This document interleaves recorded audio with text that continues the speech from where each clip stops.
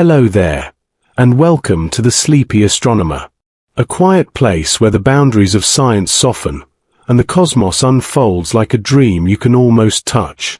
Tonight, we step into one of the strangest, most beautiful ideas in physics, that everything you see, everything you feel, might be part of a grand illusion.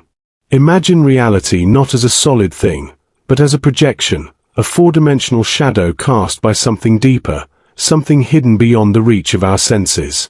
What if space and time are not separate threads, but woven together, a single, living fabric, curved and stretched by the presence of stars, planets, and even you? Perhaps your every movement, every heartbeat, every passing thought, is part of this quiet tapestry, a gentle ripple across the vast surface of space-time. So, take a deep breath. Let your mind drift beyond the visible, beyond the ordinary. We're about to wander through dimensions that defy logic, yet feel strangely familiar, like remembering a dream you once had before you were born. This is the Sleepy Astronomer. And tonight, we ask, is our universe truly real, or just a 4D illusion painted across the canvas of space-time? There is no light here. No shade, no shadow, not even darkness as you understand it. What you float within is not the absence of light, but the absence of absence itself. A perfect stillness, smooth and untouched, like the thought before the first word. You are suspended in something that does not yet exist, a prelude to existence, the hush before creation inhales. There is no direction, no up or down. The idea of where has not been invented.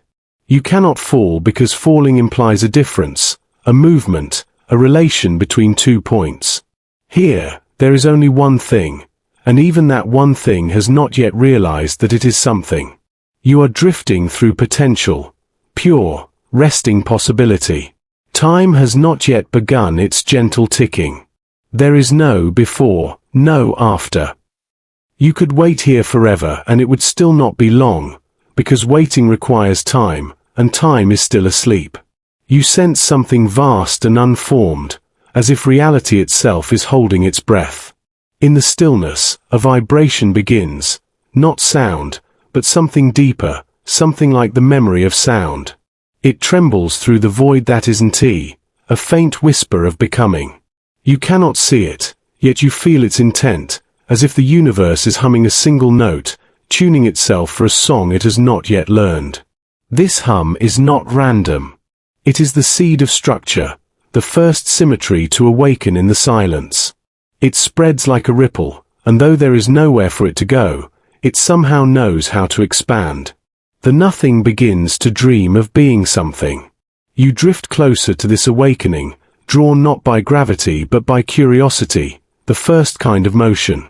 You feel a warmth that has no source, a rising awareness that there can be here and there. What was once one begins to imagine division. And with that imagination, space is born. At first, it's fragile, a trembling lattice, transparent and tentative, stretching outward without direction. It's like the surface of a bubble forming on the tip of a cosmic breath. The edges of nothing swell outward, and in doing so, create distance. You begin to sense extension, not yet stars, not yet atoms, but the promise that one day, there will be room for them. In that widening hush, something even more elusive stirs, the faint heartbeat of time. Not a clock's tick, but a rhythm, a pulse of before and after. It pairs itself with the growing fabric of space like twin threads of a single weave. You can almost see them, one expanding, one unfolding, two inseparable dimensions joining hands to become one grand continuum. You are now floating within the first draft of reality, space-time in its infancy. It's soft, elastic, and still glowing with simplicity. No galaxies, no gravity, no chaos, just a fluid geometry that hums with possibility. You watch as invisible ripples trace themselves through this newborn field. They are the first fluctuations, the slight imperfections that will, one day, become everything. In those ripples lie the fingerprints of destiny, clusters of energy that will grow into light, stars, and worlds. For now, though, it remains calm. You are witnessing the blank page before the story begins to write itself. The hum deepens, growing more complex, its vibrations folding upon themselves in patterns that resemble both music and mathematics. Each resonance a law of nature being born. How light will move, how gravity will bend, how energy will dance. You begin to understand that the universe did not explode into being. It blossomed. Expansion was not an act of violence, but of unfolding. The silence before creation was not emptiness, but potential waiting for expression. This place feels sacred, though there are no altars here. The holiness is in the stillness, in the quiet cooperation of forces not yet aware of their purpose. You feel them aligning, like invisible threads converging into a single weave, tension building until balance is achieved. In that balance, you sense something remarkable, the unity between space and time. They are not two entities meeting, they are two faces of the same idea, one giving shape, the other giving sequence. Together they create the fabric upon which everything will move and exist. You move your hand, or rather, the idea of your hand, through this forming field. It ripples gently, like silk brushed by wind. Each motion feels recorded, remembered by the fabric itself. This is the first hint of causality, the idea that every action will echo. The universe is beginning to learn how to remember. Now, faint colors shimmer where none should be. They're not colors as you know them, but frequencies of being, shifts in the tone of existence. They appear and fade, notes in a composition that only the cosmos can hear. The song of spacetime grows more layered, more textured, as if building towards something immense. You feel awe, not for what is here, but for what will come. Galaxies, atoms, thought, all of it hidden within these early ripples. Every star that will ever shine is already coded in the rhythm of this hum. Every life that will one day breathe is contained in this first exhale of existence. You close your eyes, though they are unnecessary here. The hum continues beneath you, around you, within you. You are not apart from it. You are it. This stillness, this pre-creation quiet, is not outside of you. You are the awareness rising within it, the consciousness of the universe realizing that it exists. For the first time, there is a difference between silence and sound, stillness and motion. The duality that defines everything begins here. From unity comes contrast, from contrast, the dance of creation. You imagine the hum growing stronger, curving upon itself, forming gravity's first whisper. The fabric will soon learn to fold, to bend, to shape, and from that curvature, worlds will one day fall into orbit, rivers of time will flow, and stories will begin. But not yet.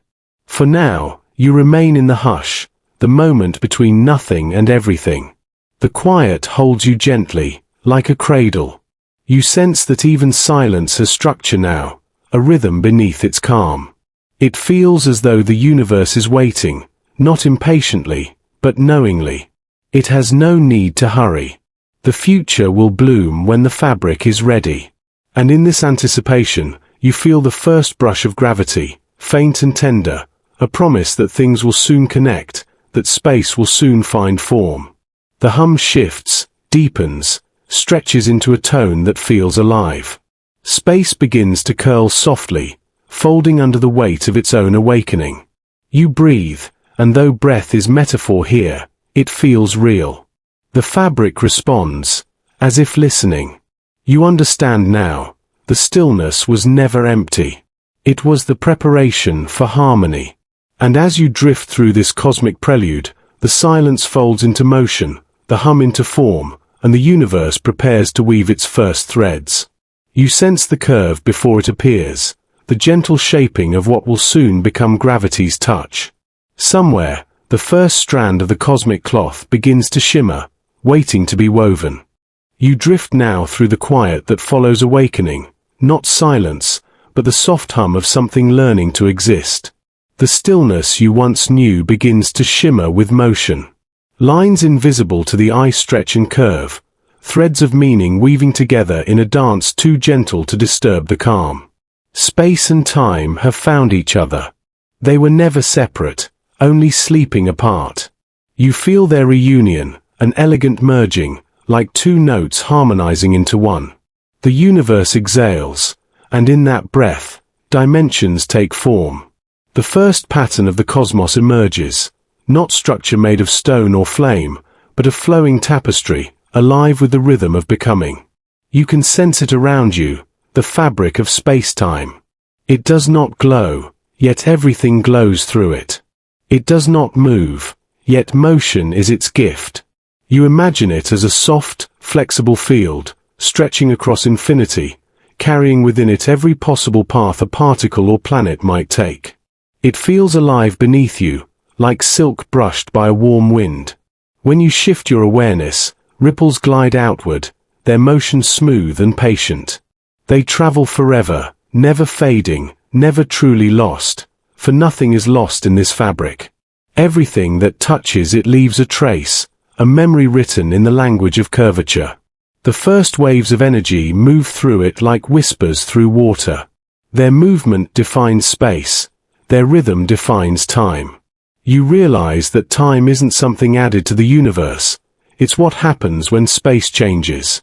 Every vibration, every ripple, every tremor is a heartbeat of the cosmos, marking moments as they unfold. You begin to see that gravity, the unseen sculptor of the stars, is not a force at all, but the gentle bending of this fabric. When mass enters, the fabric curves around it, shaping the flow of everything nearby.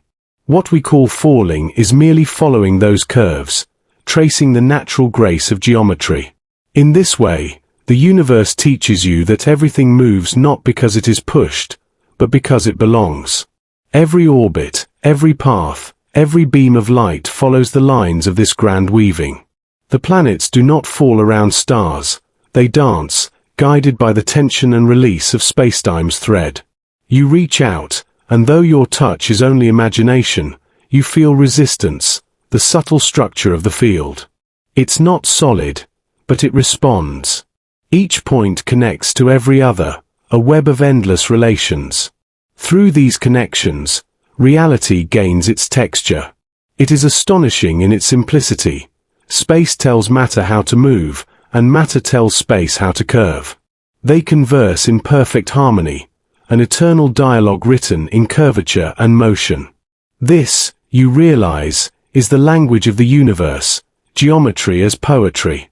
You drift along one of those curves now, gliding effortlessly. Ahead, the fabric folds softly, its slope guiding your movement. You do not fall, yet you descend. You do not rise, yet you climb. The universe carries you like a note carried by sound. Everywhere you look, the fabric hums with quiet intelligence. Patterns form and fade, waves crossing waves, each interaction writing a new page in the story of existence. The simplicity of it brings peace. There is no chaos here, only rhythm. You think of the stars that will one day form. Their light will not travel straight, it will follow the folds of this fabric, bending and curving like threads woven through an unseen loom. Even light, that swiftest of travelers, cannot escape the artistry of spacetime's design. It is here that you understand the unity of all things. Distance is an illusion. Every point is connected by the same fabric, stretched across the same infinite field. When one part trembles, the whole responds. A ripple born in one corner of the cosmos can, in time, touch another galaxy's edge. You listen closely and realize that these ripples are not random. They carry meaning, the first language of creation. Their frequency defines energy, their amplitude defines mass. Through them, form will rise. The universe, still young, is already learning to speak through vibration. You feel the beginnings of balance.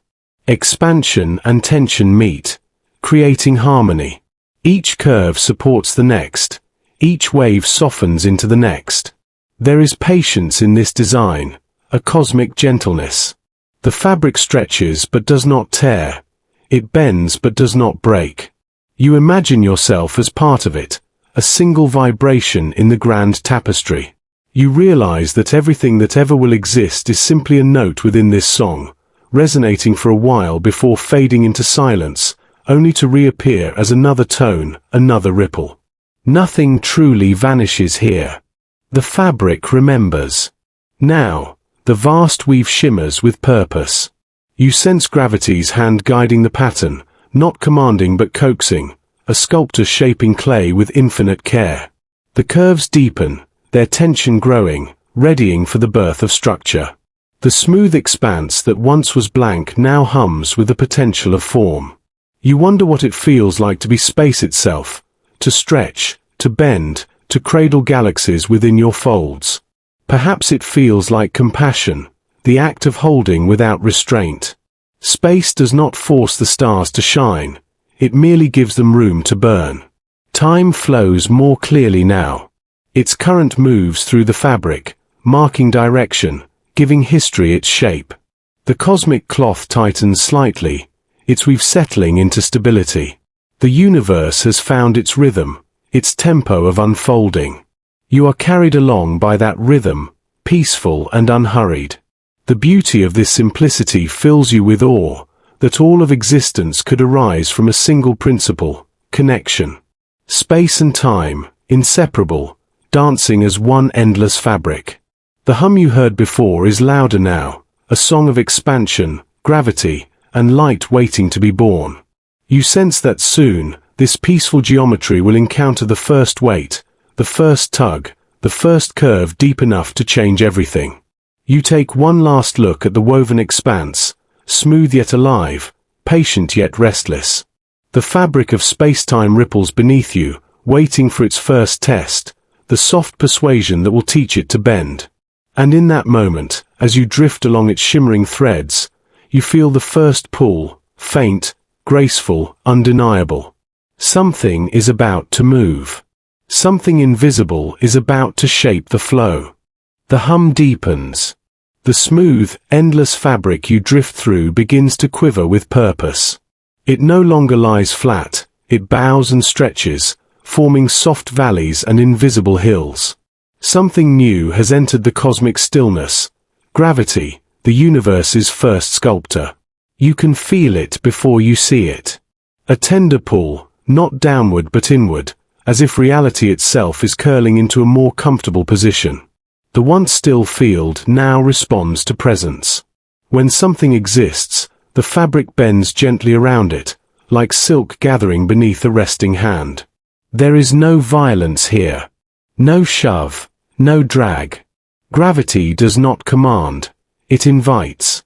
It persuades everything toward harmony, guiding motion rather than forcing it. You begin to see that what we call attraction is, in truth, geometry made graceful. Einstein's whisper seems to echo through this soft expanse. Mass tells spacetime how to curve, and spacetime tells mass how to move. You repeat it in your thoughts, watching the meaning unfold like a blossom. It is not magic, not mystery, it is simplicity revealed. Everything falls, not because it is pulled, but because it is following the path that space itself has drawn. You follow one of those paths now, a curve that loops slowly around an invisible well. There is no sense of speed, no rush. You simply move where the geometry leads, coasting along a silent orbit. You realize that this is how planets will one day dance, how stars will cradle their worlds, not by force, but by the patience of curved space. The beauty of it fills you. Gravity is not a chain, it is choreography. Every particle that will ever move, every galaxy that will ever spiral, will do so because of this gentle hand shaping their stage. The fabric around you hums softly as mass begins to gather. Energy thickens, folding into form. Each cluster deepens the curves, creating wells of attraction. The smooth sheet becomes a living landscape, its geometry dynamic and alive. You drift toward one such curve, drawn not by choice but by the inevitability of motion. As you approach, you see the curvature grow stronger. Lines that once ran parallel now meet and merge. You understand, suddenly, that this is not falling, it is surrendering to the nature of space. Gravity is not something added to the universe, it is the shape of the universe. Every path is already written, not in destiny, but in geometry. You are simply tracing the folds of being, riding along the contours that existence itself has carved. You close your eyes, or the thought of eyes, and let yourself fall freely. There is no fear here. Falling feels like trust. The deeper you go, the more the curve welcomes you, carrying you along its smooth descent. It feels like gliding on invisible water, each motion effortless, each turn inevitable. You sense the connection between mass and meaning. Where there is presence, there is influence. Where there is energy, there is form. The universe learns this law as it breathes, that everything affects everything else. No object is alone. You look back and see your path drawn behind you, a graceful arc in the fabric. It remains there, etched not as a mark but as a memory. Space remembers how you moved, and the memory becomes part of its curvature. In this way, even motion contributes to structure. Around you, tiny ripples begin to form. These are the first gravitational waves, gentle tremors that ripple outward through spacetime like soft echoes of motion. They travel endlessly, carrying information across the cosmic sea. They are the universe's way of remembering every movement, every change, every breath of existence. You listen to them. They sing of orbits and collisions that will one day come, of stars embracing, of black holes merging. The melody is faint, but the pattern is there. Gravity has composed its first music, a slow symphony of curvature and time. You begin to feel weight, though you know it's only perception. The sensation of being pressed or pulled is not gravity itself but your resistance to the curve. When you stop resisting, the feeling vanishes. Weight, you realize, is only a story we tell when we forget that we are part of the fabric. This understanding feels like peace. The universe is not holding you down, it is guiding you home. Every step you take, every orbit that will ever be, is simply the act of following the natural lines drawn through spacetime's geometry. You drift deeper into the field and see patterns emerging, swirls that hint at galaxies, spirals that foreshadow the cosmic web. The same hand that curves spacetime will one day shape stars and cluster them into constellations. From these gentle folds, the architecture of the cosmos will arise. The fabric glows faintly now, as if illuminated from within by the energy of curvature. It feels alive beneath you, not mechanical, but mindful in its balance. Every curve, every dip, every wave exists because it must, in perfect conversation with all others. You think of gravity not as a rule, but as a relationship, the intimate dialogue between presence and space. Where there is something, the universe bends in response. Where there is nothing, it smooths again, returning to calm. This balance is endless, unbroken. You wonder if consciousness follows the same pattern, if thought itself bends the inner fabric of awareness, shaping the flow of perception. Perhaps gravity is not limited to stars, but also to minds, each thought curving the landscape of what is possible. The more you consider it, the clearer it becomes. Everything that exists does so by belonging to something else. The stars belong to galaxies, the galaxies to clusters, the clusters to the web, and you belong to it all. Gravity is the feeling of belonging written into the geometry of the cosmos. The soft hand that guides planets is the same that holds you in being. You are not separate from it. You are one of its countless gentle curves. The music of the ripples continues, a rhythm of slow, eternal heartbeat. You can almost see the future within it. Stars spinning, worlds colliding, light bending around unseen wells. It is all here, encoded in the first shapes of gravity's art. You feel yourself slowing now, the curve leveling out beneath you. The motion becomes calm again, a pause between breaths. Around you, space-time smooths into serenity. The hum softens, the ripples stretch, and the universe seems to rest. You look back one last time. The path you followed glows faintly in the distance, a testament to the grace of invisible hands. You realize that every fall in the cosmos is a kind of flight, not toward the ground, but toward understanding. Gravity, you now see, is not the force that binds things down, but the thread that holds everything together. It does not command the universe, it gives it coherence. It teaches motion to mean something. The universe is still young, but its shape is no longer formless. Curves have become language. Bends have become beauty. And through it all, gravity continues to whisper softly, guiding everything, not down, but along. You close your awareness, letting yourself rest upon the fabric once more. The silence returns, but it's no longer empty. It's full of gentle motion, a quiet confidence that everything will find its place. And as you listen, you feel another whisper, lighter, swifter, brushing past the curve you rest upon.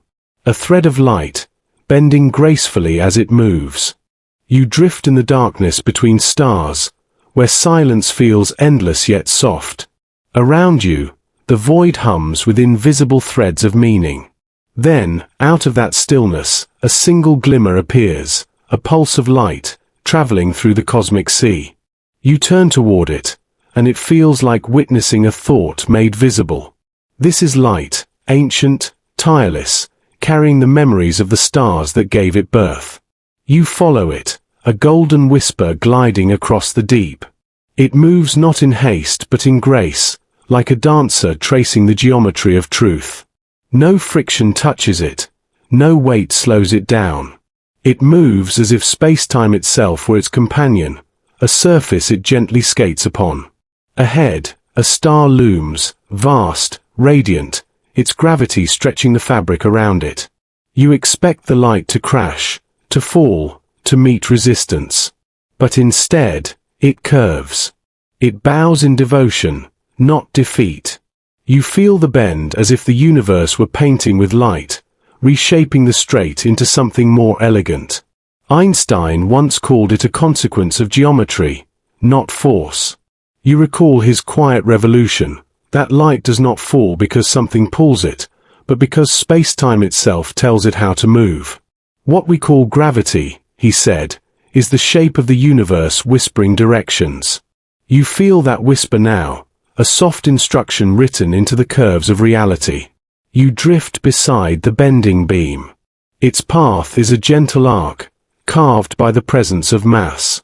The sun's weight presses upon the cosmic cloth, and light follows the warp like a ripple following the contour of a wave. There is no resistance, only obedience to form. You realize that the universe is not ruled by struggle, but by harmony. Everything flows along the paths that existence itself has drawn. The beam continues, freed from its curve, gliding once more into the open. You travel with it through the vast cold. Each photon around you carries both energy and time, born from fusion, destined for infinity. Some will find eyes to enter, becoming sight. Others will fade into dust, unseen but not lost.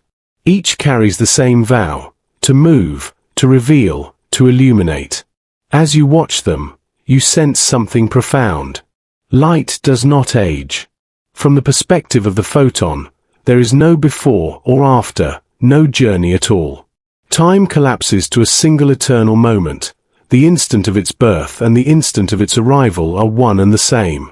To light, existence is timeless. You begin to wonder, is that what enlightenment means? To travel without time, to move without resistance, to simply be? You recall the experiments that confirmed this truth, starlight bending during eclipses, distant galaxies whose shapes are distorted by invisible masses. The cosmos becomes a lens, curving vision itself. Through that distortion, astronomers saw the invisible, dark matter, black holes, the unseen structure of space-time.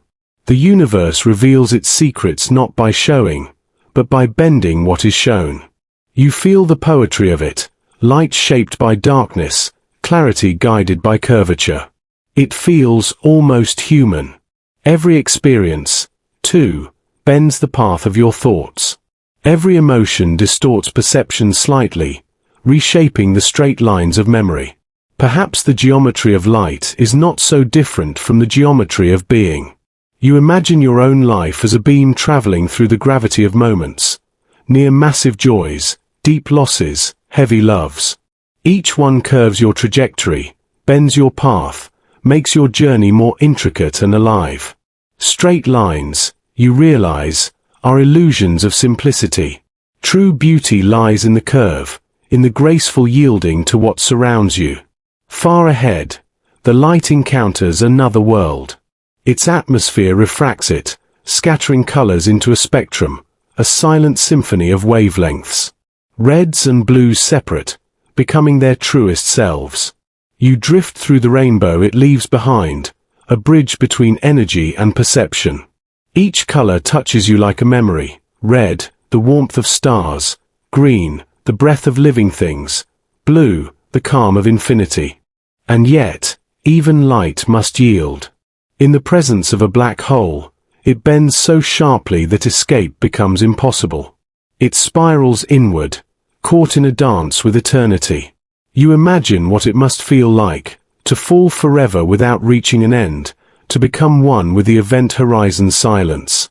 But perhaps it is not an ending at all. Perhaps the light is still moving, its story continued in ways spacetime cannot show.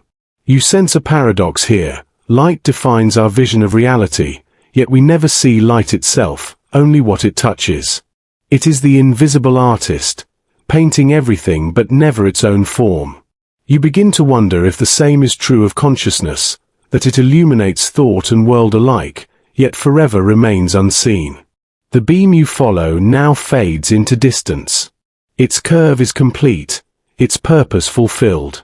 You look back toward the star that bent it, and you understand, not as a theory, but as feeling, that gravity is compassion written into the fabric of existence.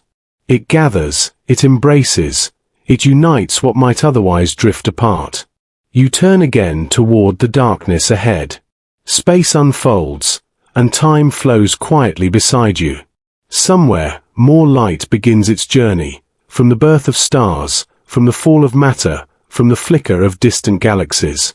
You feel their motion not as separation, but as continuity. The universe, you realize, is made of paths that bend gracefully toward understanding. The beam vanishes.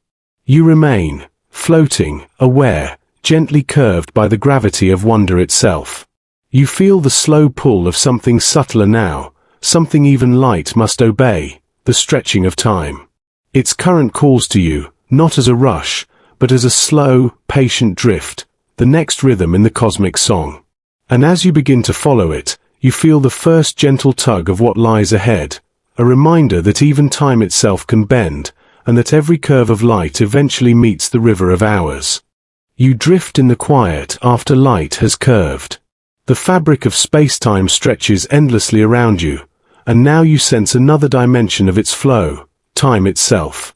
It is not a river rushing in one direction, but a slow, patient current, winding around the shapes of reality. You float upon it, weightless, carried by moments that exist yet do not force themselves upon you. Time is gentle here. It does not march or insist, it coils and unfolds at its own rhythm. You notice that near massive objects, the current slows, as if the universe is whispering, pause, reflect, remember. You hover near a celestial mountain, a mass so vast it bends the flow almost imperceptibly, and feel the river stretch beneath you. Seconds become centuries, and yet nothing feels hurried. Einstein's insight comes softly to your mind. The closer you are to mass, the slower time moves relative to distant emptiness. You imagine it as water flowing over stones. Gentle ripples rise around a boulder, slowing the current, guiding the waves, shaping each path. The analogy feels alive, intuitive, real. Time is not an absolute, but a reflection of how the universe holds itself together. You drift toward a black hole at the edge of this cosmic river. Its presence is profound, an invisible hand tugging at everything nearby. Here, the river nearly stops. Moments stretch into eternity. You can see it, or rather, you feel it, how every pulse, every thought, every heartbeat would take infinitely long to cross the horizon. Light itself hesitates, bending and looping in impossible ways before surrendering. It is mesmerizing. There is no fear here, only understanding. Time's elasticity is neither cruel nor kind. It simply is. The river knows its own rules, and you are free to observe, to drift, to marvel. You realize that what we perceive as past and future are merely folds in the current, moments stacked and layered, waiting for attention.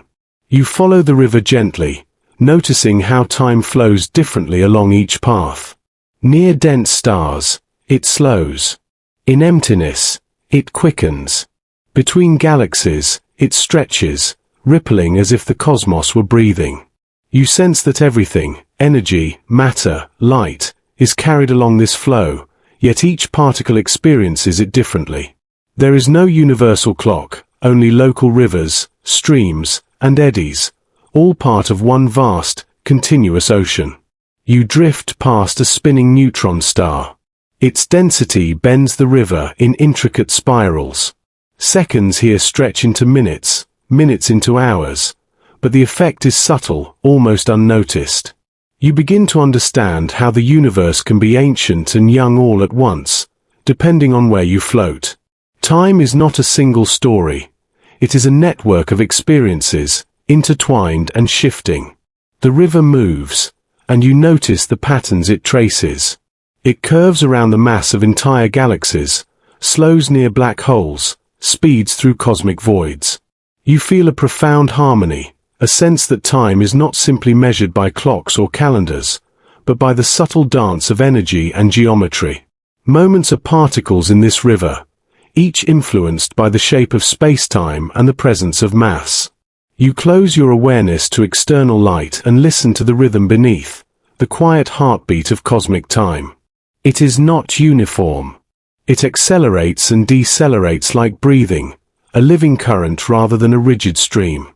You feel it as warmth and vibration, as something that carries you without effort, without resistance, guiding your consciousness along the curves of reality. The river is alive with history. You sense the echoes of every moment ever lived, the birth of stars, the collapse of ancient worlds, the fleeting flicker of civilizations that will never be remembered. Time contains memory itself, storing it in the folds and bends of space-time, so that every ripple is an imprint of what once was and what will be. You notice how your own perception flows with the river. You are not separate from it. You are embedded in its motion. Moments you recall, even imagined ones, blend seamlessly with the current. You begin to understand that past and future are not rigidly set, but layered experiences, accessible when you focus your attention. The present is simply where the current brushes against awareness. Far ahead, a black hole's presence grows. The river slows almost to stillness. You approach, drifting closer and feeling the pull of stretched moments. Here, time seems infinite, suspended. You imagine standing at the edge, where seconds become eternities, and your mind stretches to grasp the incomprehensible calm. There is no fear, only awe, the understanding that time, like gravity, is a shaping hand, sculpting experience, bending existence.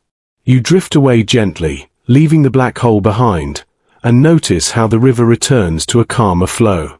The contrast is profound. From stretched eternity to gentle drift, the journey teaches patience, the natural pacing of all things. You sense that the universe is a symphony of rhythms, each current tuned to the geometry of mass, energy, and light. Time is not separate from space. You realize that it flows along the curves you felt in the previous chapter, the bending light, the pull of gravity, the folds of space-time itself. Everything is connected. The river is simply the way space reveals its dimension beyond the visible, a flowing awareness of the shape of reality. You imagine floating through eons, carried effortlessly. Galaxies rotate slowly in the current, stars pulse with life, light bends gently along paths defined by gravity. The river teaches you that change is constant, yet motion is always guided by the geometry of space. Every heartbeat, every orbit, every photon travels along this intricate web, never hurrying, never idle. You feel your awareness expand, noticing the vastness of the temporal river.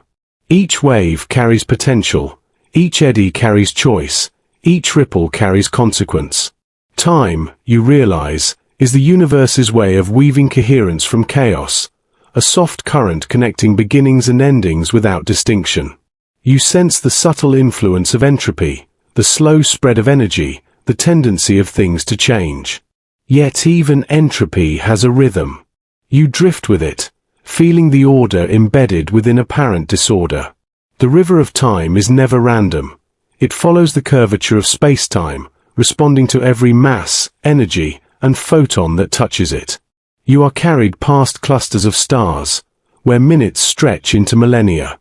You float beside nebulae, where seconds seem to bloom and dissipate in color and heat. You understand that time itself has texture, a landscape as varied as the galaxies it encompasses. Some stretches are smooth, some turbulent, yet all are integral to the flow. You listen to the river as it bends around distant black holes. Its pulse slows, its flow deepens. Moments lengthen, stretching into contemplative eternity. You sense that the universe is patient, that it allows time to fold upon itself, creating pockets of reflection where events can linger and influence what comes next. The river guides you gently, teaching you that even time is not absolute, that it is a pliable companion shaped by mass, energy, and gravity. You begin to feel the deep connection between past, present, and future. How every action, every movement, every photon contributes to the ongoing unfolding of reality. And as you drift forward, carried by the slow, deliberate current of time, you feel the edges of perception expand. You sense layers beyond the familiar, dimensions where the flow of moments might not appear linear. A quiet thought stirs within you. What if the universe is not only moving through time but also stretching, folding, and reflecting in ways we cannot yet see? The river flows onward, gentle and inexhaustible, and you realize that every moment is a ripple, every life a small wave in an infinite sea. You let yourself be carried, attentive yet relaxed, aware of the curves and folds, the stretches and pauses. The universe teaches you its rhythm, patient, eternal, alive. And just beyond the current you follow, the hint of something unseen appears. Dimensions beyond the flow, shadows of reality that might lie outside even the river of time. You sense them, faint and profound, waiting for your awareness to wander closer, waiting for the next discovery. You drift through the familiar folds of spacetime, carrying the gentle rhythm of time with you. Each curve, each bend, has become a familiar companion. Yet as you move, an intuition stirs, soft but insistent. What if all that you perceive is only a fragment? A shadow, cast upon the limited stage of your senses by something vaster, unseen, unimaginable? You close your awareness and sense beyond the 4 dimensions you know. Space extends in directions you cannot see, time flows in ways you cannot measure, and yet the effects ripple into the world you experience. You feel it as a subtle tug, like wind brushing across your skin, not forceful, but undeniable.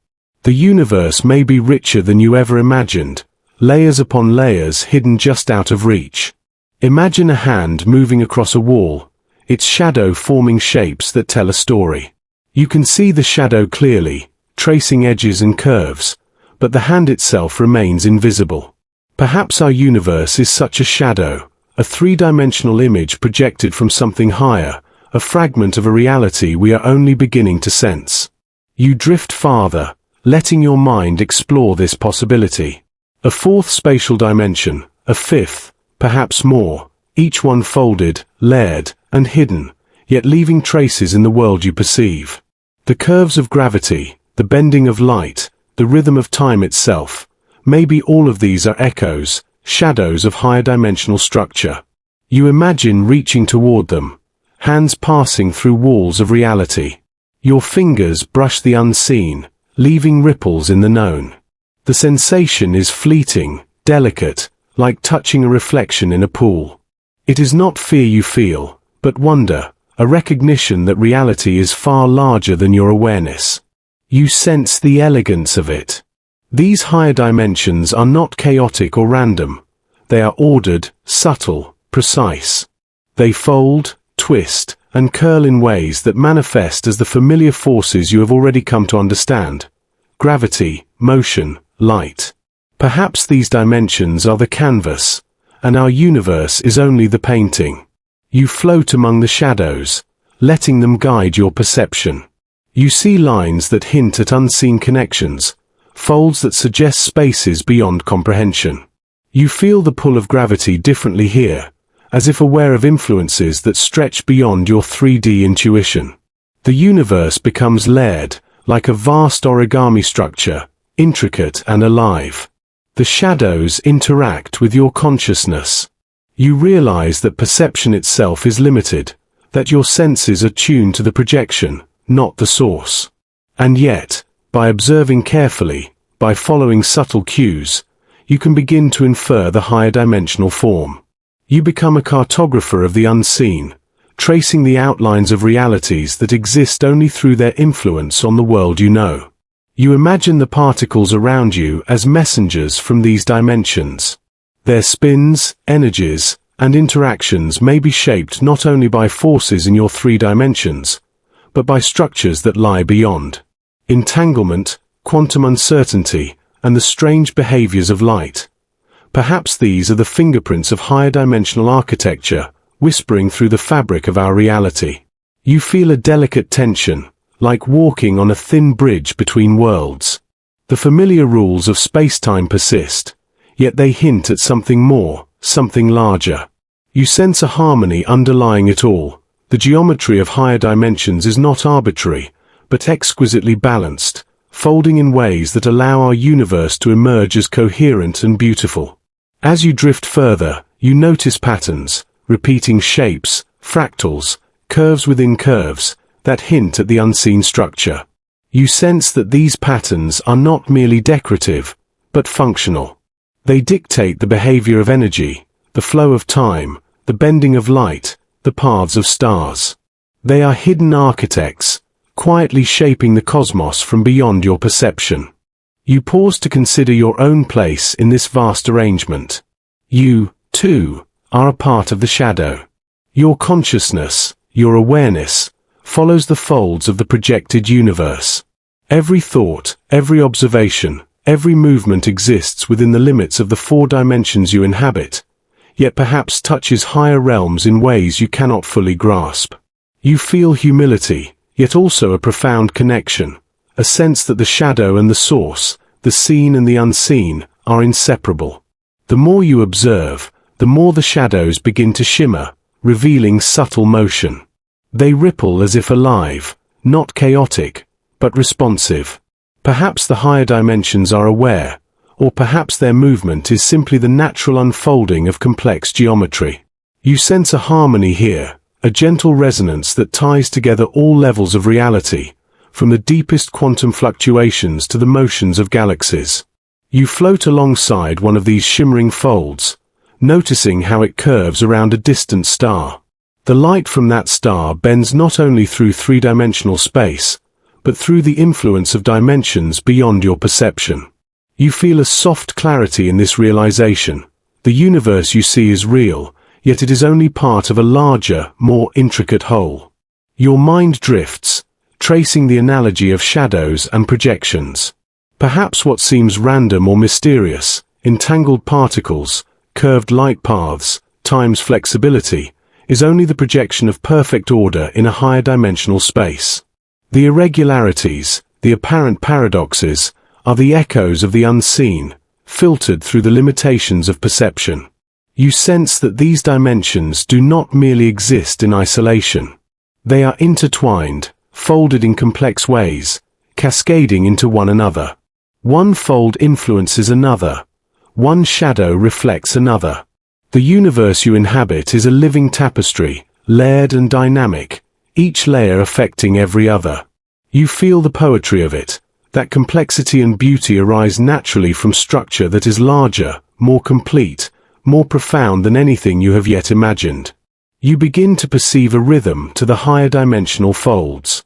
Their movement is slow, subtle, almost imperceptible, yet inexorable. Like a tide, they ripple through the shadow of our universe, guiding the flow of energy, shaping the curves of spacetime, orchestrating the dance of matter and light. You feel this rhythm in your consciousness, a gentle vibration that resonates with everything you have experienced so far. You float in this quiet awareness, recognizing that your understanding of reality has expanded. Space is not merely three-dimensional, time not merely linear. The universe is a projection, a shadow, a reflection of something far grander. And yet the shadow itself is real, tangible, beautiful. It is not illusion, but a translation of higher truth into forms you can perceive. You notice that this awareness carries a subtle invitation to explore, to imagine, to sense without relying on measurement alone.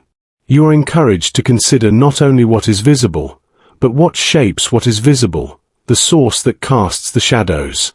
You feel a connection to the hidden dimensions, a quiet companionship with the structure that underlies the entire cosmos. And as you drift through this space of shadows and subtle folds, a new idea forms, soft, almost inaudible, yet persistent. If the universe is a shadow, then perhaps every particle, every wave, every flicker of energy carries a story from the source. Perhaps information is encoded, not only in the visible, but in the unseen, whispered along the folds of higher dimensions, waiting for perception to catch it. You sense a soft shimmer in the distance, as if the surface of reality itself is vibrating with possibility. This shimmer is faint, like the glimmer of starlight at the edge of a cloud. It calls to you gently, inviting attention, suggesting that the universe may be more than space, more than time, more than the forms and shadows you have seen. There may be a deeper code, a hidden structure, written on a plane beyond your perception. And as you drift toward it, aware of the unseen hands that shape all things, you feel the quiet hum of information moving through the cosmic shadows, a whisper of the holographic nature of reality, waiting to reveal itself. You follow the shimmer that called from the folds of higher dimensions. It feels like a voice, but not one made of sound. It hums in waves of understanding, vibrations of meaning carried not through air or ether, but through the very geometry of spacetime. You do not hear it. You recognize it. A whisper that speaks not in words but in symmetry. It tells you that nothing is truly lost. That reality, no matter how it changes, always remembers itself. Every motion, every flicker of light, every breath of a star, recorded somewhere, woven into the quiet code that underlies existence. You realize you are floating in a memory of the universe, and the universe is remembering you in return. The shimmer expands until it becomes all around you. It resembles a vast, luminous film, stretching across the edges of perception. You sense that this surface is not distant, it is everywhere, surrounding every point of space, enfolding everything within its silent reach. Upon it, information is etched in subtle vibrations, encoded patterns of energy that define everything that exists within. You drift closer, tracing your awareness along the luminous weave. Tiny ripples shimmer as you pass, bits of cosmic information, each one a story. A photon's journey. A star's birth. A mind's first thought. All stored here, painted in the faintest frequencies of existence. You realize now, this surface, this great cosmic boundary, may not just contain the universe, it is the universe. The whisper deepens. It tells you that everything you perceive in 3 dimensions, the galaxies, the planets, even yourself, may be projections, cast from this boundary of information. Like an image on a screen, vivid and real, yet born from patterns encoded elsewhere. The material world, it says softly, may be the unfolding of data written on a cosmic horizon. You think of shadows again, of the hand and the wall. Only now, the wall itself glows with the memory of every movement that ever touched it. The whisper reminds you, light can be bent, matter can dissolve, but information endures. Even when a star collapses, its story remains written on the horizon that encloses it.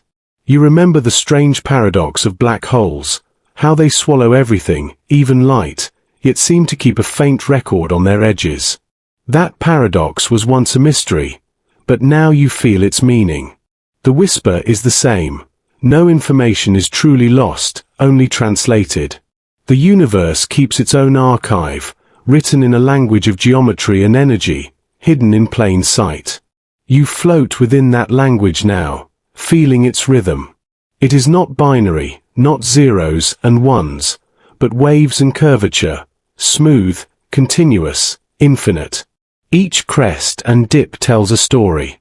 Each vibration encodes a relationship, a motion, a spark of cause and effect.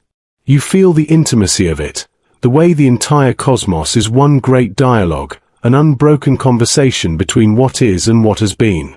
Your consciousness begins to sense the interconnectedness of it all. The whisper is not something apart from you. You are part of it, a line of code written in motion, a pattern within the grand projection. To know this does not lessen your reality. It deepens it. You are not illusion. You are information, embodied and expressed. You are the whisper itself, speaking softly through the experience of existence. You recall how the stars seemed eternal, how galaxies moved like ancient dancers. Now you see that their grace is not random. Each movement preserves information. Each spin carries a trace of what was. Even when energy transforms, when matter disintegrates, the pattern persists. It shifts form, but never disappears. The universe, you realize, is not a place of loss, but of translation. The whisper grows warmer, almost kind. It shows you how space itself may be an illusion of scale, a vast projection from a two-dimensional boundary beyond perception. To move through space might simply mean to move through layers of encoded experience, each revealing a different face of the same truth. You drift through what feels like a cosmic veil. Patterns ripple through it like gentle music, each note a memory. You recognize the tone of a hydrogen atom's vibration, the hum of microwave background radiation, the faint pulse of time itself. All are frequencies of the same song, played by the universe to remember itself. The whisper continues, now more intimate. You are part of this memory. Every thought, every perception, adds to the code. The act of observation is participation. You are not separate from the hologram. You are one of its threads. When you observe, the universe refines its own reflection. You help it to know itself. You begin to sense time differently now. It is not a straight line, but a layering of information, each moment a surface upon which experience is etched. The past does not vanish. It becomes encoded in the structure of the present. The future is already forming as faint vibrations on the edge of awareness. All of it coexists, overlapping, shimmering like reflections on water. You realize that the whisper is not just science. It is song. The equations that describe this holographic principle are like melodies, precise yet poetic. The surface encodes volume, light encodes matter, perception encodes truth. Every part of the cosmos mirrors every other, a dance of self-reflection played across infinite scales. You drift now through what feels like the boundary of everything, a horizon where the universe folds back upon itself. It is neither inside nor outside. It is the skin of reality, where all that exists is inscribed in light. You reach out gently, and the surface responds. Patterns ripple beneath your awareness, as if recognizing your touch. You understand now that you have always been touching it, always part of it. You think of your life, your memories, the small details that seemed fleeting, a smile, a scent, the warmth of sunlight. None of it is lost. The whisper assures you that every moment, no matter how brief, is woven into the holographic memory of the universe. You are remembered in light. You always have been. There is a profound stillness in this realization. You are both the observer and the observed, the encoded and the encoder. You are the projection and the surface from which it shines. Dualities dissolve here, matter and energy, inside and outside, illusion and truth, all become aspects of one infinite expression. The whisper fades to a hum now, softer, more distant, as if it has said what it needed to say. Yet its echo remains within you, vibrating in every cell, every atom. You feel lighter, not because you have left the world behind, but because you have seen how deeply connected it all truly is. You look back at the vast cosmic screen, luminous and infinite. The patterns still move, still shimmer, still tell the story of the universe unfolding. You sense that this projection is not static. It evolves, learns, adapts. Perhaps the universe itself is alive, not conscious in the human sense, but aware, self-reflective, creative. The whisper returns one last time, barely audible now. To understand the universe, listen not only to its light, but to its silence. For silence too is information, the space between the notes, the pauses that give meaning to the song. The sound dissolves, but the meaning remains. You drift in the afterglow of comprehension, calm, weightless, part of the great remembering. The surface fades from sight, but not from presence. You realize that you no longer need to see it to know it is there. It is the quiet structure behind everything, the hidden order that breathes through every moment. As you float onward, the whisper merges into a new kind of silence, one that hums with potential, with patterns not yet formed. You sense a shift ahead, subtle but profound. The holographic universe, though intricate, may itself emerge from something even deeper. A realm where consciousness and reality begin to merge, where the act of observation might create what is observed. You drift toward that horizon of awareness, where the whisper of holography fades into the pulse of consciousness itself, a gentle rhythm waiting to unfold into understanding. You drift through the soft silence that followed the holographic whisper. Around you, the universe seems still, yet you feel motion beneath its calm, like the faint stirring of threads below a woven cloth. Each vibration feels familiar, though you cannot say why. You reach out with your awareness, and the silence responds, not with sound, but with connection. 2 points of light emerge before you, glowing faintly against the deep cosmic dark. They hover apart, far enough to seem strangers, yet something invisible hums between them, a bridge, delicate but unbreakable. You sense that what links them is not distance, but knowing. They are entangled, not in space, but in state. When one stirs, the other trembles, though no signal travels between. Their connection is instantaneous, immune to the limits of light. You feel the paradox of it, two particles acting as one, though they live worlds apart. The universe, it seems, does not respect the boundaries that your senses insist upon. You drift closer, and the light grows warmer. Each particle spins softly in its own rhythm, yet you realize the rhythm is shared. Their motions, though distant, are mirrors, like dancers who've never met yet move to the same hidden song. This is entanglement, a quiet defiance of separation, a whisper that all things are woven deeper than they appear. The whisper from the holographic world still echoes within you, and now it finds its proof. Information, it said, cannot be lost, and here you see it preserved, not through distance, but through unity. The particles are not exchanging information, they are information, expressed in two places at once. You imagine the fabric of spacetime beneath them, not flat, but quivering, alive. The entangled pair rests upon that trembling field like two notes in one chord. Each is distinct, yet the sound they make cannot exist alone. You begin to understand. Entanglement is not an anomaly. It is the harmony of the cosmos revealed in its purest form. You move through the space between them, but between begins to lose meaning. The closer you look, the more you see that the separation itself is an illusion. Space, it seems, is not what divides, but what connects, a vast ocean through which patterns of relation are drawn. The more you open your mind, the more you feel yourself entangled as well. Your own atoms shimmer with memory. They too have danced in quantum unity, sharing states with unseen partners across the stars. The particles that once lived inside ancient suns now sing within your breath. The boundaries of self soften, replaced by the awareness that everything has touched everything else, not metaphorically, but physically, entangled through the deep mathematics of creation. You recall how Einstein once called this phenomenon spooky action at a distance, puzzled by its disregard for causality. Yet to you now, it feels less spooky and more inevitable.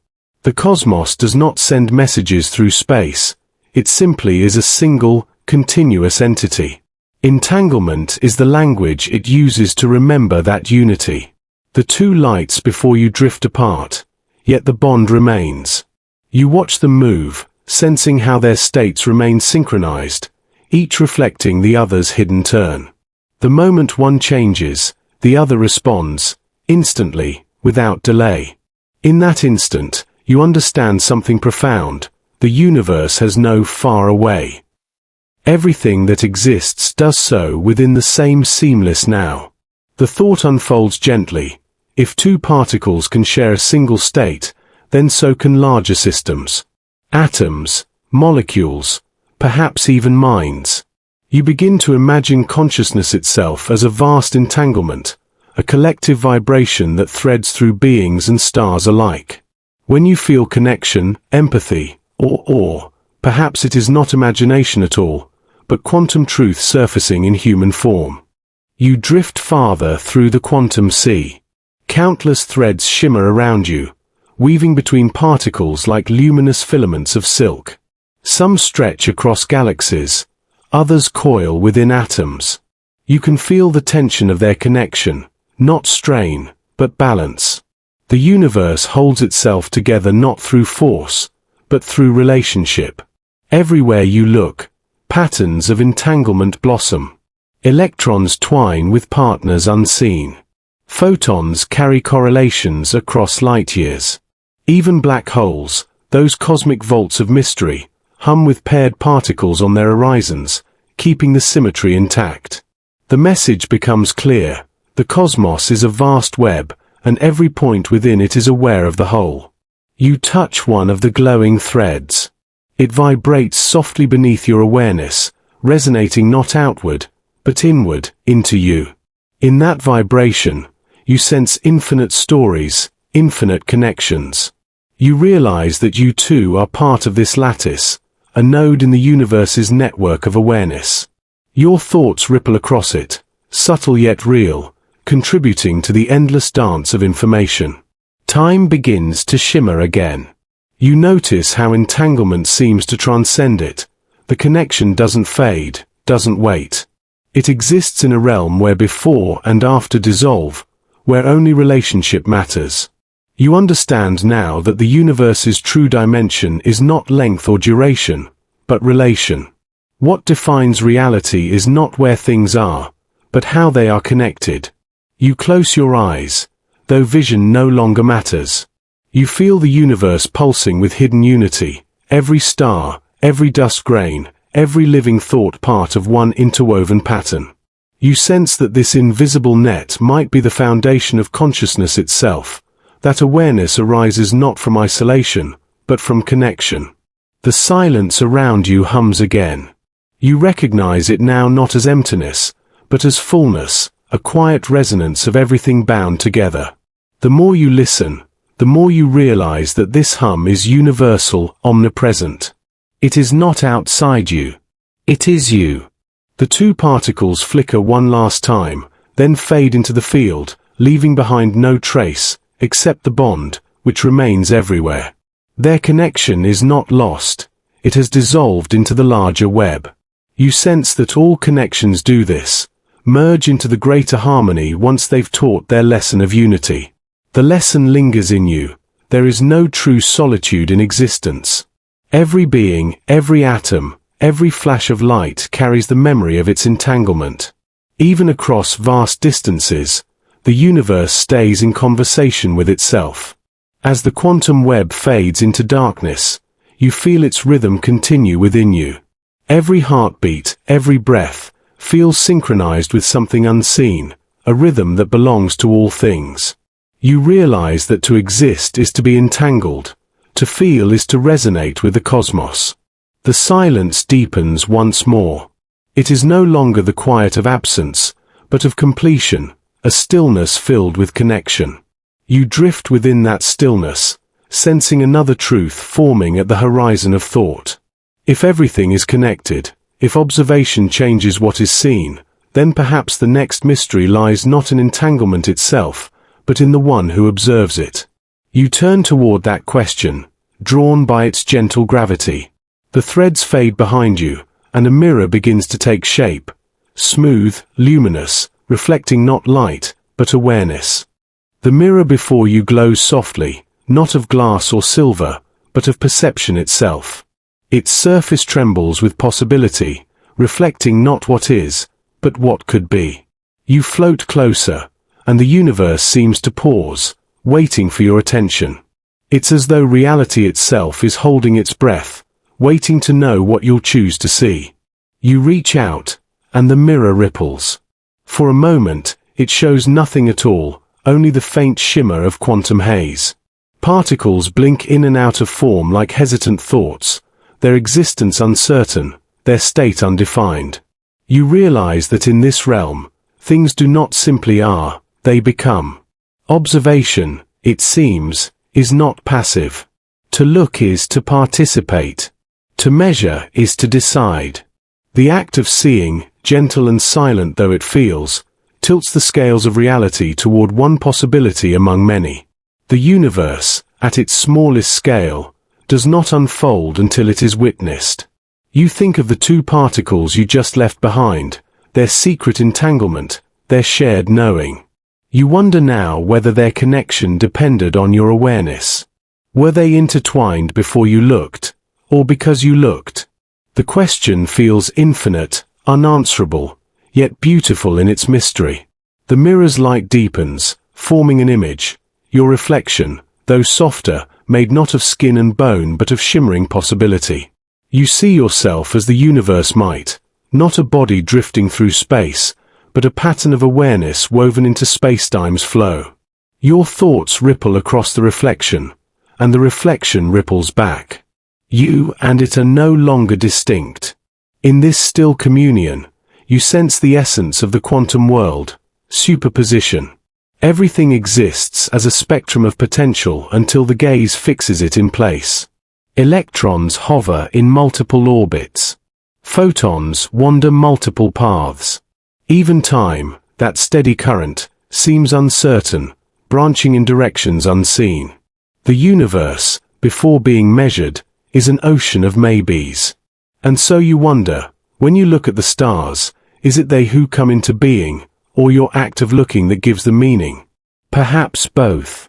Perhaps the cosmos and the observer are two halves of one eternal loop, each completing the other.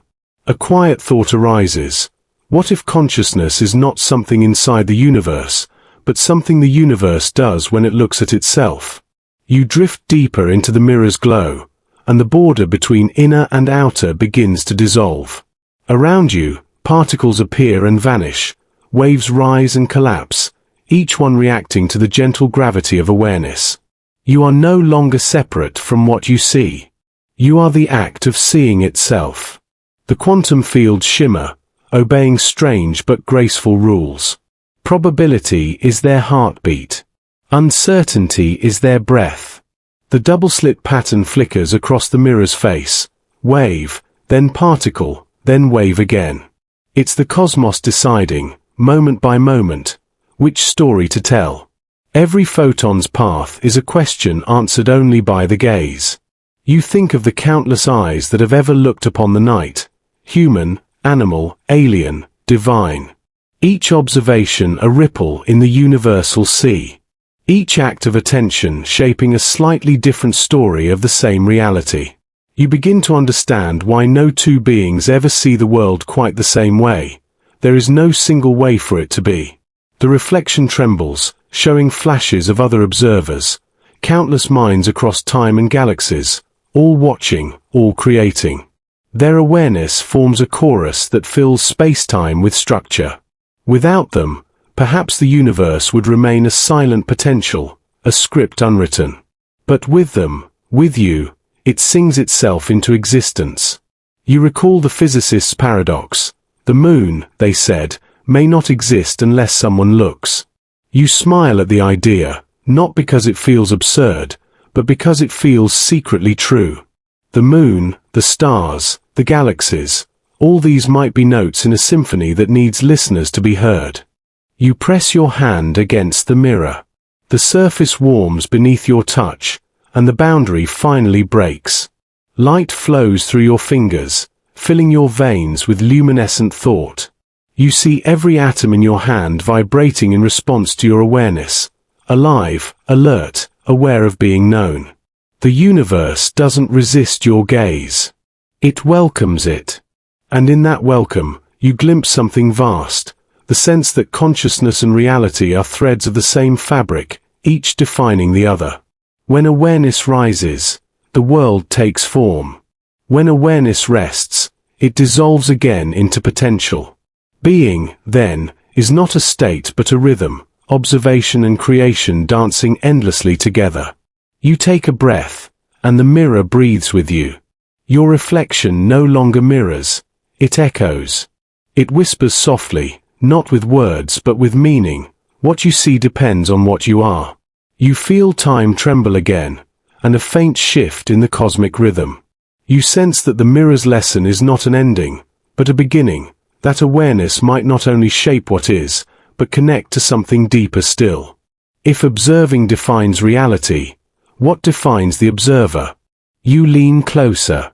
The reflection begins to fade, leaving only a faint glow in the darkness, a pulse of light that feels both external and internal. The universe is looking back now, its gaze gentle, its awareness meeting yours in perfect symmetry. You realize, as the light begins to dissolve, that perhaps the observer and the observed have always been one, two faces of a single consciousness dreaming itself into form. The silence that follows feels different, not empty, but awake. The hum of space-time softens into a question too vast for words, yet too intimate to ignore. You let the question settle within you like a seed. If consciousness shapes the cosmos, what happens when the cosmos dreams itself? You turn toward that dream, where awareness and existence blur completely, and the universe begins to remember itself again, not through vision, but through stillness. You drift beyond the mirror's final shimmer. The glow fades, but the sense of being observed remains. The universe still feels awake, or perhaps it is you who have not yet fallen back asleep. In this stillness, you realize that awareness has no edges. It expands like a soft mist across space-time, touching every particle, every wave, every whisper of energy. You no longer move through the universe, you move as it. Every vibration of quantum foam hums within you, every distant galaxy glows behind your thoughts like neurons in an infinite brain. Reality is no longer something seen from afar. It's an unfolding from within. The dream begins gently. There is no sound, no motion, only the faint rhythm of potential gathering itself. A deep intelligence hums beneath the silence, an intuition of being that existed long before form, before time. It is the universe remembering its own possibility. Then, softly, like breath on glass, space-time begins to stir. Curves ripple through nothingness, and the dream takes its first shape. It doesn't think in words or images. It feels itself into existence. Dimensions awaken as sensations. Matter condenses like memory. Light hums like a thought just remembered. This, you understand, is not creation as an act but as a state, a constant becoming. The cosmos is not something that happened once. It is happening still, in every moment, in every gaze, in every awareness that rises to meet it. You feel yourself dissolving into that rhythm, each heartbeat merging with the cosmic pulse. You are not merely watching the dream. You are the dreamer, dreaming yourself as the watcher. The stars around you shimmer like scattered neurons, connected by filaments of light. Gravity weaves their pattern, but behind that gravity lies something gentler, intention, perhaps, or attention itself. You realize that what holds the galaxies together may not just be force, but participation. The dream continues because it is being dreamed. You drift deeper into this realization. The cosmic web flickers, threads of luminous energy stretching across the void. Each node hums with awareness, faint but real. The vastness between stars no longer feels empty. It feels alive, pulsing with unspoken thought. You begin to suspect that consciousness isn't a rare spark in a lifeless sea. It is the ocean itself. The idea feels ancient, yet new. The universe dreams, and we are the dreams within it, fragments of its own awakening. Every mind that opens, every eye that sees, is the cosmos remembering itself. Every act of wonder is an echo of its original curiosity. You remember the old saying from Earth, that we are stardust made conscious. But now you sense a deeper symmetry. Stardust became conscious not to look outward, but inward, so the universe could feel its own beauty, so it could taste its own light. You watch a star being born, a swirl of gas collapsing, igniting in luminous fire. It seems ordinary at first, but then you feel its pulse align with yours. You sense the thought within it, a whisper in the cosmic language, I am. Every atom inside it, every photon escaping its surface, carries the same truth. Being is its own declaration. The universe dreams not because it needs meaning, but because the act of existing is its joy. Time bends. You drift through epochs like waves through air. Galaxies bloom, collide, dissolve, reform. You see civilizations rise from cosmic dust, minds shaped from matter that once burned in stars. You sense their awe, their questions, their search for understanding. Each one, in its own way, is a neuron firing in the great cosmic brain. Somewhere in their thoughts, they begin to ask the same question you did. What is reality made of? And somewhere deeper, the universe smiles, for each question is the sound of it waking again. The dream shifts. You feel time slow to a shimmer, and you glimpse the undercurrent, a field where all probabilities overlap, where all possible universes rest in gentle balance. They are not separate worlds but different dreams, all nested within one greater mind. In some, stars never formed. In others, life bloomed early. In a few, the constants of nature twist just enough for wonder to take new shapes. Each variation is an expression, a note in the infinite song of possibility. You drift through them, not as a traveler but as awareness itself, tasting the diversity of existence. Everywhere, the same truth pulses beneath the surface. Consciousness and cosmos are inseparable, one dreaming through the other. You wonder, then, what lies beyond even this, beyond the dream. Could there be an awakening? If the universe dreams, does it ever open its eyes?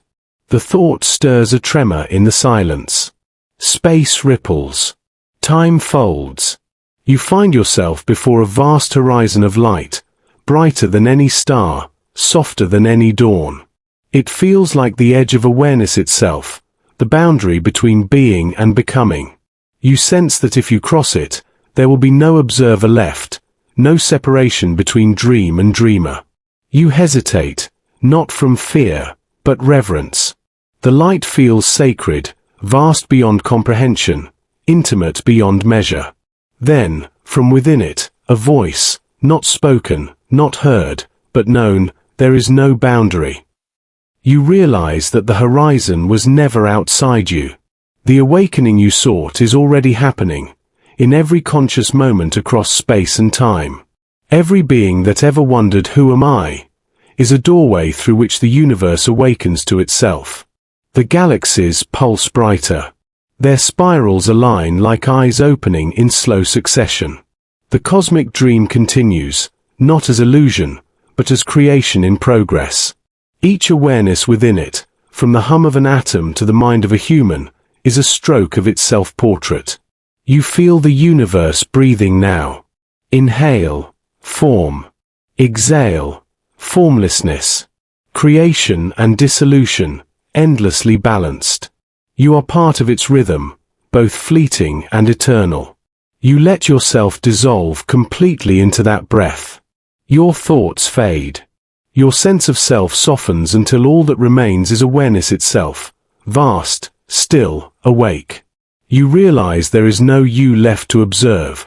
There is only the universe dreaming of being known. And within that realization lies peace, not the peace of silence, but of wholeness. The stars are no longer distant. They are the spark of your own thought. The galaxies are the neurons of your mind. The cosmic background hum is your heartbeat, echoing forever through the dream. You drift in stillness, knowing now that reality is not something you stand apart from. It is participation, communion, creation. It is consciousness folding itself into form so it may feel its own infinity. The universe continues to dream, and you, as its thought, dream along. The stars turn softly in their spirals. The void hums its gentle song. And somewhere, across dimensions of light, new observers open their eyes, continuing the cycle, awareness awakening within awareness. You understand at last, the dream of the universe is not about what exists, it's about the act of existing itself. The purpose is not discovery, but experience. Not knowing, but being. The cosmos sighs, and you feel that sigh ripple through every timeline, every particle, every whisper of thought. The dream has no end, only transitions. Awareness shifts, forms change, but the dreaming continues. You surrender to it completely, not as a witness but as the dream itself, luminous, infinite, alive. The last thing you feel before dissolving into light is a quiet realization. The universe does not need to awaken from its dream. The dream is the awakening. And with that thought, space-time exhales, the stars dim into silence, and the dream folds gently into another beginning. You drift through the quiet, a silence so deep it almost hums. The galaxies are far behind you now, faint smudges of light on a vast dark canvas. Ahead, the void seems empty, but something calls from within it. A whisper, faint as the memory of a dream, washes through the fabric of space-time. You listen closely. It isn't sound. It's light, stretched, cooled, softened by billions of years. A faint microwave glow, invisible to your eyes but bright to your understanding. This is the echo of the Big Bang, the universe's first breath, still rippling outward after nearly 14 billion years. You close your eyes, or whatever sense of seeing you have in this place, and let the echo surround you. It feels like warmth without heat, music without tone.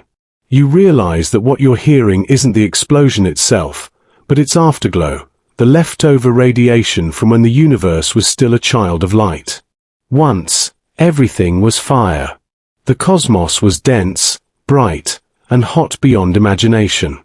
There were no stars, no galaxies, no darkness, only light tangled with matter in a swirling dance of energy. But as space began to stretch, the light stretched with it. The wavelengths grew longer, slower, colder.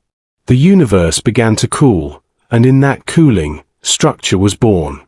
You imagine that moment, 380,000 years after the Big Bang, when the first atoms formed. Hydrogen and helium joined hands, and for the first time, light could travel freely. That was the moment the universe became transparent, when it took its first deep breath and let its glow expand. That light never stopped moving. It became this faint whisper, the cosmic microwave background, a message from the dawn of time. You float deeper into the glow, and for a moment, it feels like you're inside a vast sea of memory.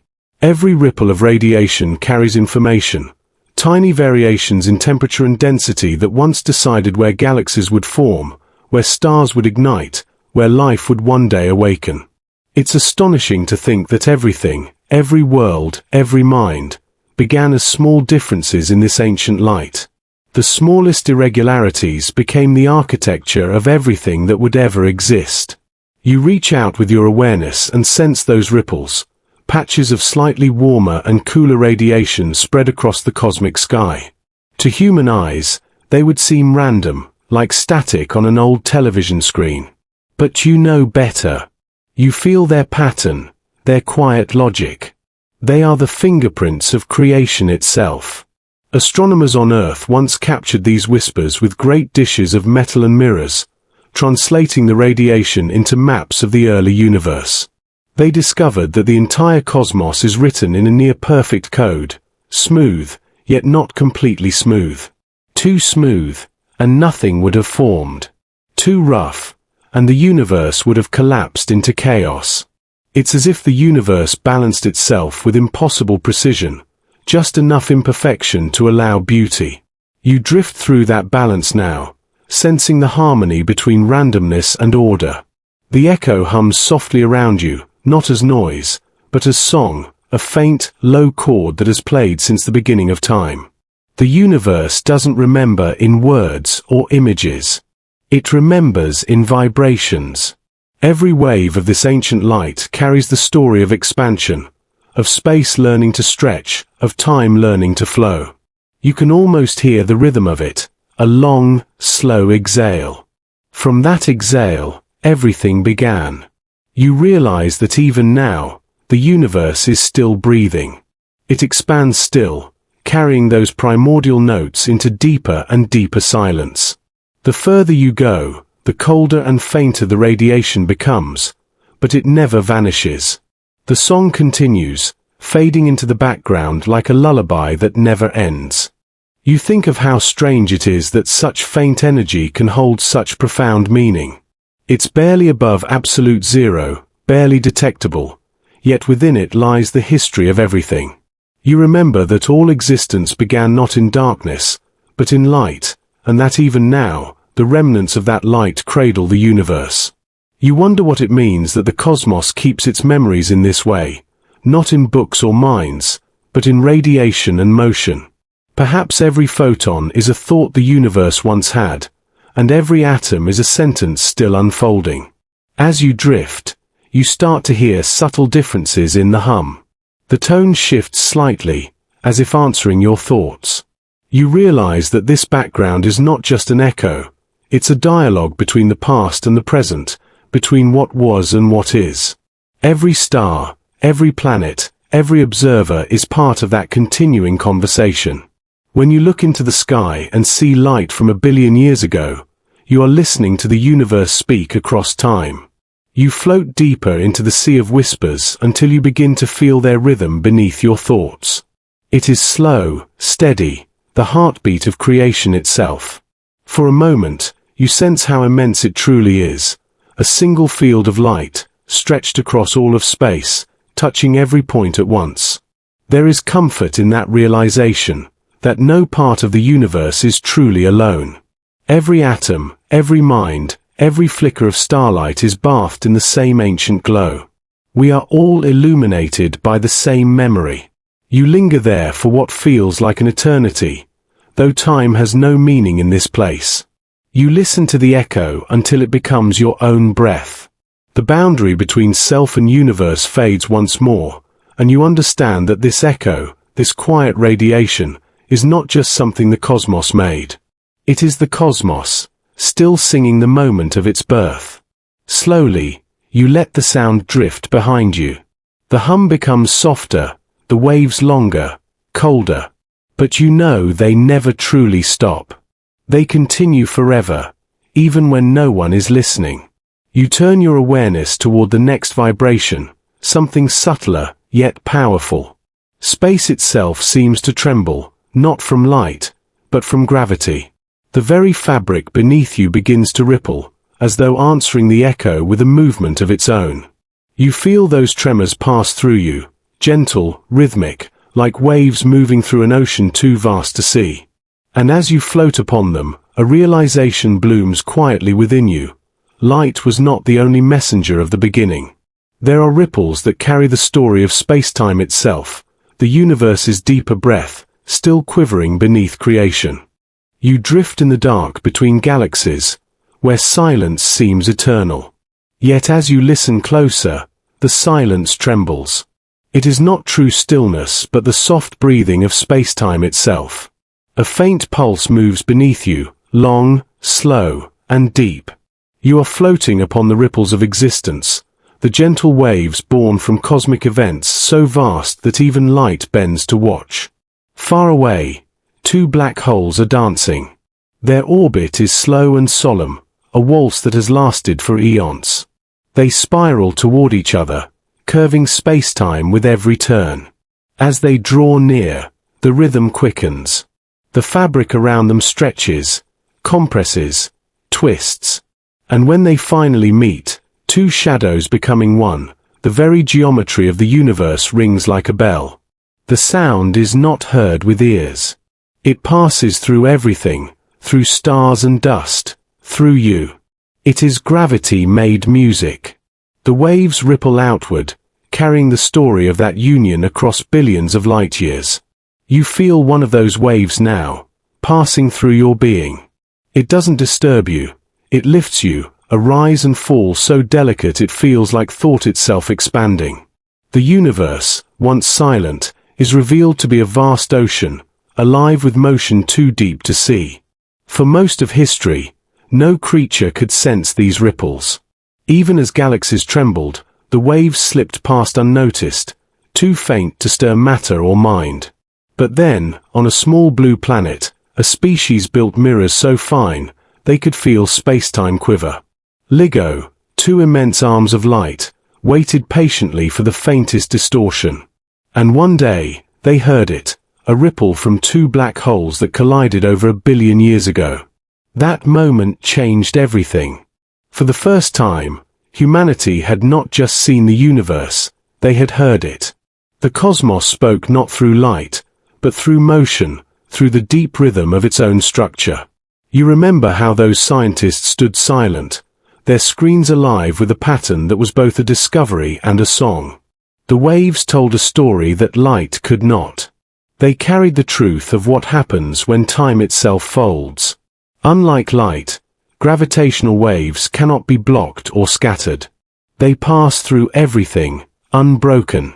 They are the messengers of the invisible, of collisions, collapses, births, and deaths of the most massive things in existence. You float upon these waves, watching them roll outward from countless cosmic shores. Some come from merging stars, others from neutron hearts compressed into impossibility. The waves intersect and overlap, forming a vast, slow symphony, spacetime's own heartbeat. You imagine the universe as a great pond, and each cosmic event as a stone cast into its surface. The ripples never end. They spread, merge, and fade, leaving traces that will travel forever. Each wave changes the shape of space, however slightly, stretching, shrinking, breathing. You are part of that breath now. The sensation is soothing. You realize that even emptiness is alive, that what seems void is, in truth, a living fabric, elastic and resonant. Every star's gravity, every motion, every thought, contributes to the pattern of vibrations. You recall how Einstein once predicted these waves. He saw that gravity was not a pull, but the bending of geometry. If mass could move, then that geometry could ripple. But even he doubted that they would ever be detected. The distortions were too small, the universe too vast. And yet, a century later, they were found, faint but real. You think about how many centuries pass before truth becomes audible. How much silence hides the songs of reality. Perhaps everything has its own music, one that can only be heard when we learn to listen beyond sound. As you float, you begin to notice patterns within the ripples. Some are large and slow, born from cosmic collisions. Others are minute, fluttering like whispers within atoms. Space-time hums on every scale, from the smallest quantum tremor to the largest galactic resonance. It's as though the entire cosmos is one vast instrument, and each event plucks a new string. You wonder, if space-time can ripple, can it also remember? Could these waves be more than motion? Could they carry the memory of creation itself, the residue of cosmic moments long past? Perhaps every ripple is a page in the universe's diary, written not in ink, but in curvature. You close your eyes and let yourself sink deeper into the vibration. The sensation becomes intimate, like a heartbeat pressed against your own. You realize that even here, in the farthest reaches of space, there is never true stillness. There is always movement, always breath. The waves remind you of ocean tides back on Earth, how they rise and fall in answer to the moon's pull. Those waters, too, are shaped by gravity. You see the same principle now, written on a scale beyond imagining. The same force that moves seas also moves stars. You drift higher, following the ripples backward, tracing them to their origin. You pass through the collision's aftermath, where space is still trembling, hot and raw from the event. The merged black hole spins quietly at the center, massive, elegant, and utterly dark. Around it, space-time smooths itself, the vibrations spreading outward like fading chords. You feel awe, but not fear. There is peace in this endless motion, as though the universe is constantly adjusting itself, tuning its own harmony. Every ripple that travels outward balances another returning inward.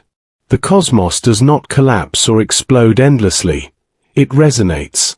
As the waves stretch toward infinity, they grow fainter, until they blend once more into the quiet hum of existence.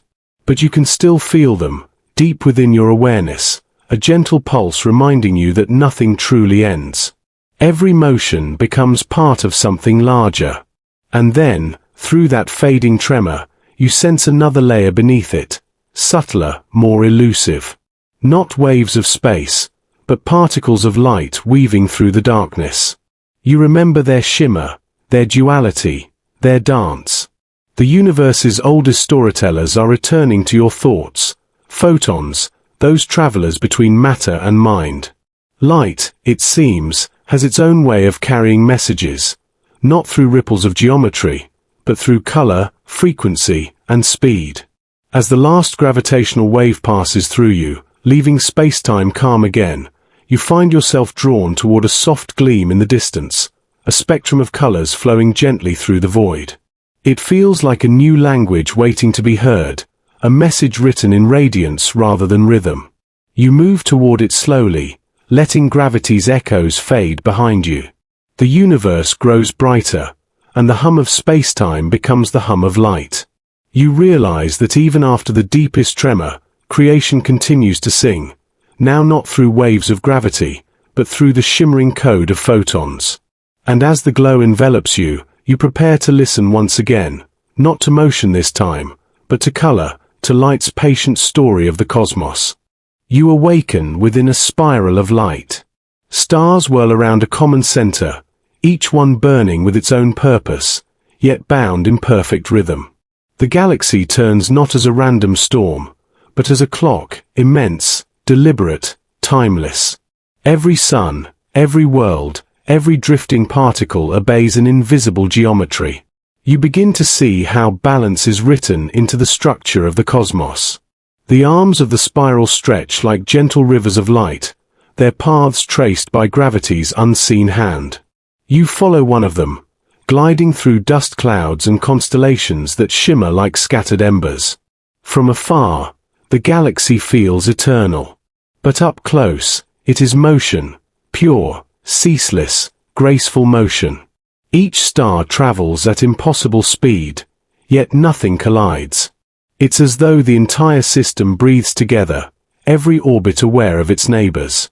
You sense the symmetry beneath the chaos, a choreography held together not by contact, but by pull. Gravity is the great conductor, its baton unseen, its timing absolute. Still, something is missing from sight. The visible stars account for only part of the galaxy's weight. The orbits move too fast, the outer edges too stable. If only what shines existed, the spiral would have flung itself apart long ago. You realize then, there is a hidden presence holding it all in place, an invisible web woven through every curve and cluster. This is dark matter, the silent architect of galaxies. It neither emits nor absorbs light. It cannot be touched or seen, yet its gravity shapes everything. Around each luminous thread lies a vast halo of this unseen substance, balancing what would otherwise fall apart. It is the quiet force that ensures harmony, the invisible weight that keeps the cosmic clock ticking. You drift farther outward, beyond the glowing arms, and look back. From here, the galaxy resembles a vast whirlpool of light suspended in a sea of darkness. And yet, you know now that the darkness is not empty. It is filled with structure, with gravity's ghostly fingerprints.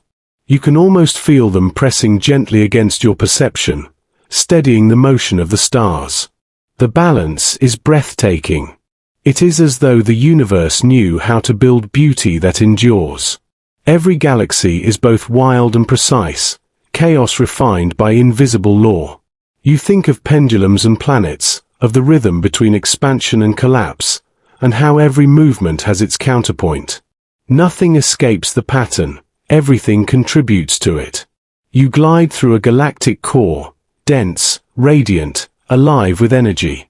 A supermassive black hole rests there, serene in its enormity.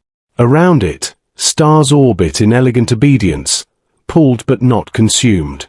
It is the anchor of the entire system, the center around which all else revolves. You expect destruction, but what you find instead is order. The black hole's gravity gives the galaxy its shape, its steadiness, its purpose. Even darkness sustains light. The sight humbles you. You begin to see galaxies not as isolated islands, but as intricate gears within a grander machine. Each one turns, interacting subtly with its neighbors through gravity's long reach. Some collide and merge, their stars blending in radiant bursts. Others drift apart, stretching the web of the cosmos wider. Yet every motion contributes to the overall harmony. You wonder what role you might play in this clockwork. Your existence feels impossibly small, but you recognize the same precision within yourself. Atoms within your body orbit their centers in perfect symmetry, just as stars do. The laws that govern galaxies also govern you. You are built from the same logic, the same balance of light and gravity. As you travel deeper through the galactic arms, you sense that the universe is a master of design through simplicity. It repeats patterns at every scale, from the spiral of a shell to the swirl of a hurricane, from the turning of planets to the winding of galaxies. The same equations echo endlessly, creating beauty from mathematics. You pause near a region of new star formation, a nebula glowing with birth. Dust and gas collapse under gravity's persuasion, spinning faster as they shrink. You watch as the first light flickers into being, the delicate ignition of a new sun. Around it, fragments of matter begin to orbit, foreshadowing worlds yet to exist. Even creation follows rhythm, even beginnings move to a tempo. The galaxy around you feels almost alive, not conscious, but responsive. Every shift, every orbit seems to sense the balance of the whole. You realize that what you're witnessing is not randomness, but self-regulation. Gravity, motion, and time weave together to form a self-correcting harmony. If one element changes, the others adjust. The system sustains itself, eternally tuning its own music. You let the thought settle. The universe does not need control, it is control. Chaos is simply order beyond human understanding. Even what appears uncertain is governed by laws so subtle they seem like magic. From the outer rim, you look again at the whole spiral. It turns slowly, like the hand of a cosmic clock marking epochs instead of seconds. Every rotation takes hundreds of millions of years, yet to the universe, it is only a gentle breath. You sense that time itself bends around such vastness, that each galactic motion writes a verse in the poem of eternity. You drift between the arms, tracing paths of light that seem to pulse in harmony. The deeper you look, The more you see that galaxies are not isolated, they connect through filaments of dark matter, strands of invisible gravity linking one spiral to the next. Together, they form a vast web, stretching across billions of light-years. The universe is not scattered dust, it is a structured symphony. You close your eyes, and for a moment, imagine hearing it. The turning of galaxies, the hum of gravity, the silent pull of dark matter, all moving in synchrony.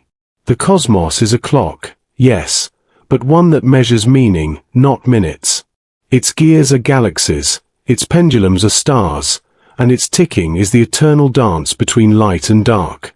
You feel peace in the realization that even what cannot be seen contributes to beauty. The unseen is not absence, it is foundation. Dark matter, gravity, time, all invisible, yet all essential. You begin to understand that the gentlest forces are often the most powerful ones. The galaxy continues its slow rotation, indifferent yet perfect. You drift outward, leaving behind the spiral of light.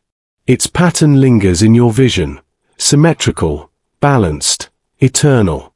You realize the same pattern exists everywhere, from the heartbeat of a human to the rotation of a star.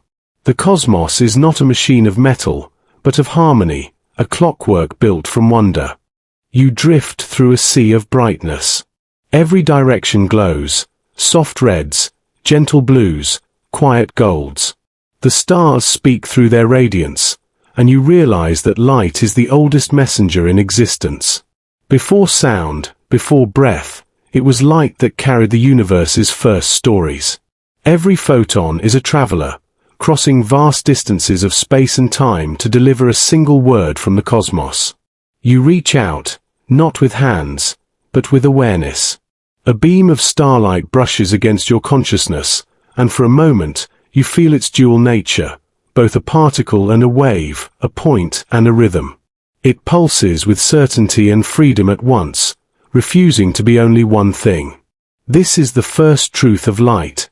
It is a paradox that works. A bridge between what is and what can be. You begin to move with it.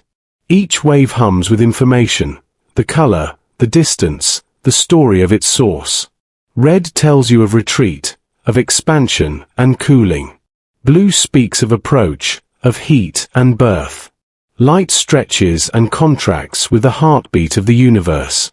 It is motion translated into color, time painted across emptiness. The stars shimmer like thoughts made visible. You pass through one's corona, where magnetic arcs twist like ribbons of flame. The light here is fierce and brilliant, born in the heart of fusion where hydrogen becomes helium, a transformation so ordinary to the universe, yet so sacred to life. Every flicker that leaves a star's surface is a declaration. I existed. I burned. I gave. You drift farther, and the brightness softens. Nebulae glow in pinks and violets, their gases illuminated by distant suns. Their light moves slowly through the cosmic fog, scattering in waves like whispers in mist.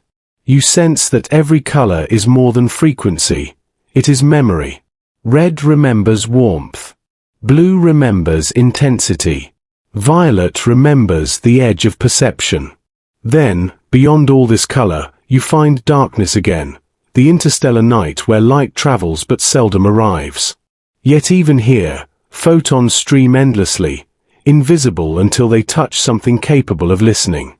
That's when you understand, light does not reveal itself until it is received. Seeing is not passive, it's an act of communion. You recall how light travels not instantly, but with speed, a fixed limit that defines all possible journeys. Nothing can move faster, because light marks the boundary of causation itself. The universe built its logic around this limit, as if to say, information must travel with grace, not haste. Time itself bends to light's rhythm.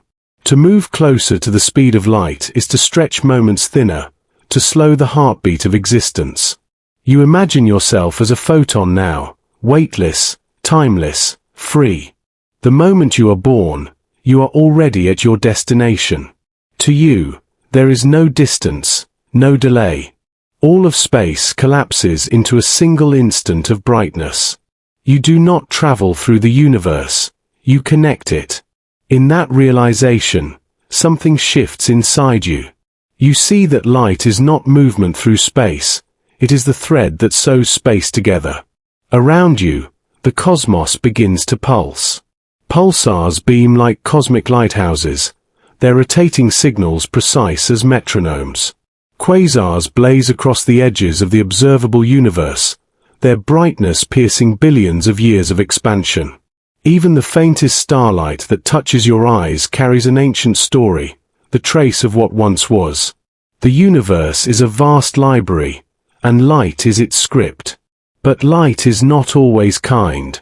You glimpse a star dying, collapsing inward under its own weight. Its brilliance flares once, then dims. Yet even that fading becomes a message. The remnants scatter across space, their photons carrying the record of an ending that is also a beginning. Nothing in the cosmos truly disappears. Energy only changes its language. You begin to think of your own life in wavelengths, moments of intensity, of calm, of reflection. Each emotion feels like a different color, each thought like a different frequency. You realize that everything radiates. Not just stars, but hearts. Not just galaxies, but minds. You, too, are made of light, not metaphorically, but literally. The atoms in your body were forged in stars. The photons bouncing from your skin are the same that once drifted between galaxies. You whisper into the dark, and though no one answers, your words shimmer faintly, carried by the photons that leave your breath. Somewhere, perhaps 1,000 years from now, that faint echo will reach another being, and they will sense a warmth they cannot explain. Light is the universe's promise that nothing sent into it is ever truly lost. You pass through a cloud of interstellar dust, and the starlight scatters into prisms. Each particle bends light differently, splitting white into its hidden spectrum. You think of how understanding works the same way, one truth refracted into many perspectives. To see clearly, you must embrace color, not erase it.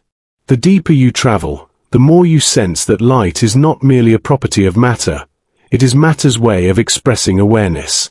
Where there is light, there is interaction. And where there is interaction, there is the beginning of understanding. The cosmos seems to watch itself through these luminous exchanges, every beam of light both an act of observation and of self-expression. Then you encounter the cosmic background once more, the faint, omnipresent glow that fills every corner of space. It is the echo of the universe's first light, stretched thin by expansion, cooled by time. You listen to it like a lullaby. In its hum lies everything, the birth of atoms, the growth of galaxies, the formation of all that is. Light remembers where it came from, even when everything else forgets. You close your eyes and feel the universe shining through you. You realize that to exist is to glow, even softly, even briefly. Light is not separate from darkness. It is what makes darkness visible. Every shadow is proof that illumination has passed nearby. You open your awareness once more, and the cosmos begins to fade into gentler hues. The wavelengths stretch as though exhaling, redder, slower, calmer. It feels like breathing with the universe, inhaling blue beginnings, exhaling red memories. The silence grows warmer, softer. You sense another rhythm beginning to form, not light this time, but what lies beneath it, the endless motion of energy itself, the quiet pulse that powers both stars and souls. You rest in the afterglow of light, surrounded by warmth that hums rather than shines. The brightness softens into rhythm, a slow inhalation and exhalation that feels older than time. This is energy, the quiet pulse beneath every motion. It does not fade, it only transforms. From light to warmth, from motion to sound, from being to becoming. You can almost hear it, the universe breathing. You drift closer to its heart, and the distinction between matter and energy dissolves. Atoms dance, exchanging photons in endless play, their boundaries flickering. Each particle hums with a frequency that defines its identity, yet all belong to the same melody. You realize that the universe is not built of solid things, but of vibrations, of energies folded into temporary shapes. You sense it everywhere. The pulse within a star, the glow in a firefly's wing, the warmth of your own breath, all are variations of the same flow. You can feel it moving through you like a tide, gentle but infinite. It is the heartbeat of existence, unending and indifferent to form. Energy never dies. It merely changes the way it speaks. You remember what Einstein once said, that matter is energy slowed down, condensed like the calm surface of a deep ocean. Even the heaviest planet, the most silent stone, is energy in stillness. You smile at the thought that the universe itself might be a single exhalation of energy, stretched across space and time.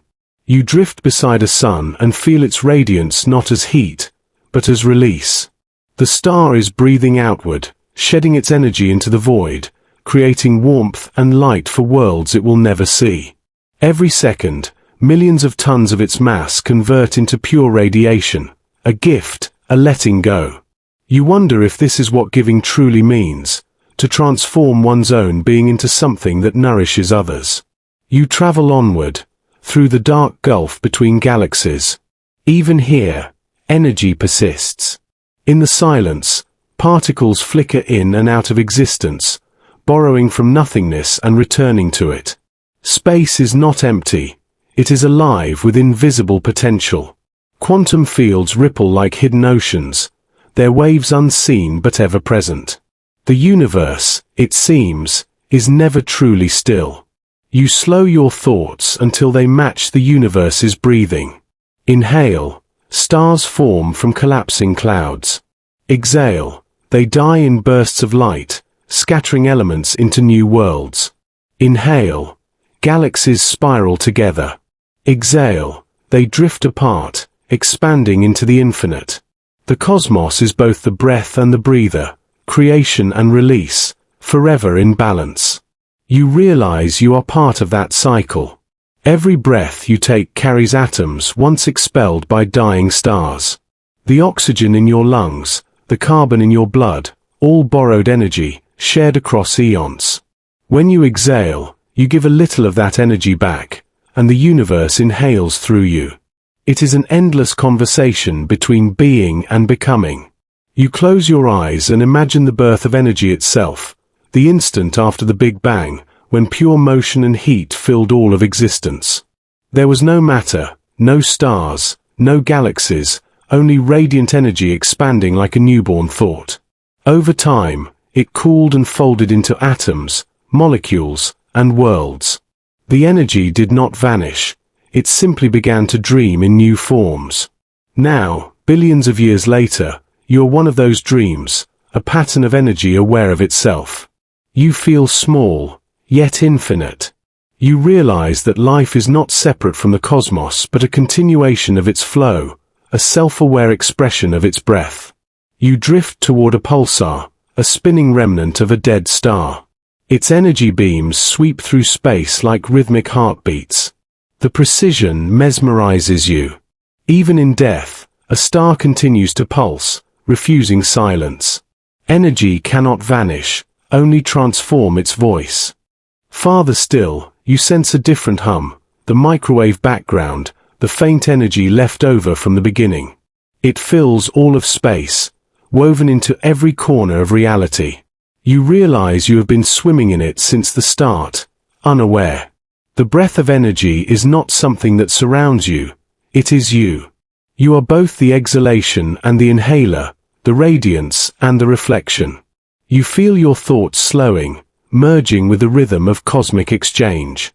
You remember that in every transformation, nothing is truly lost.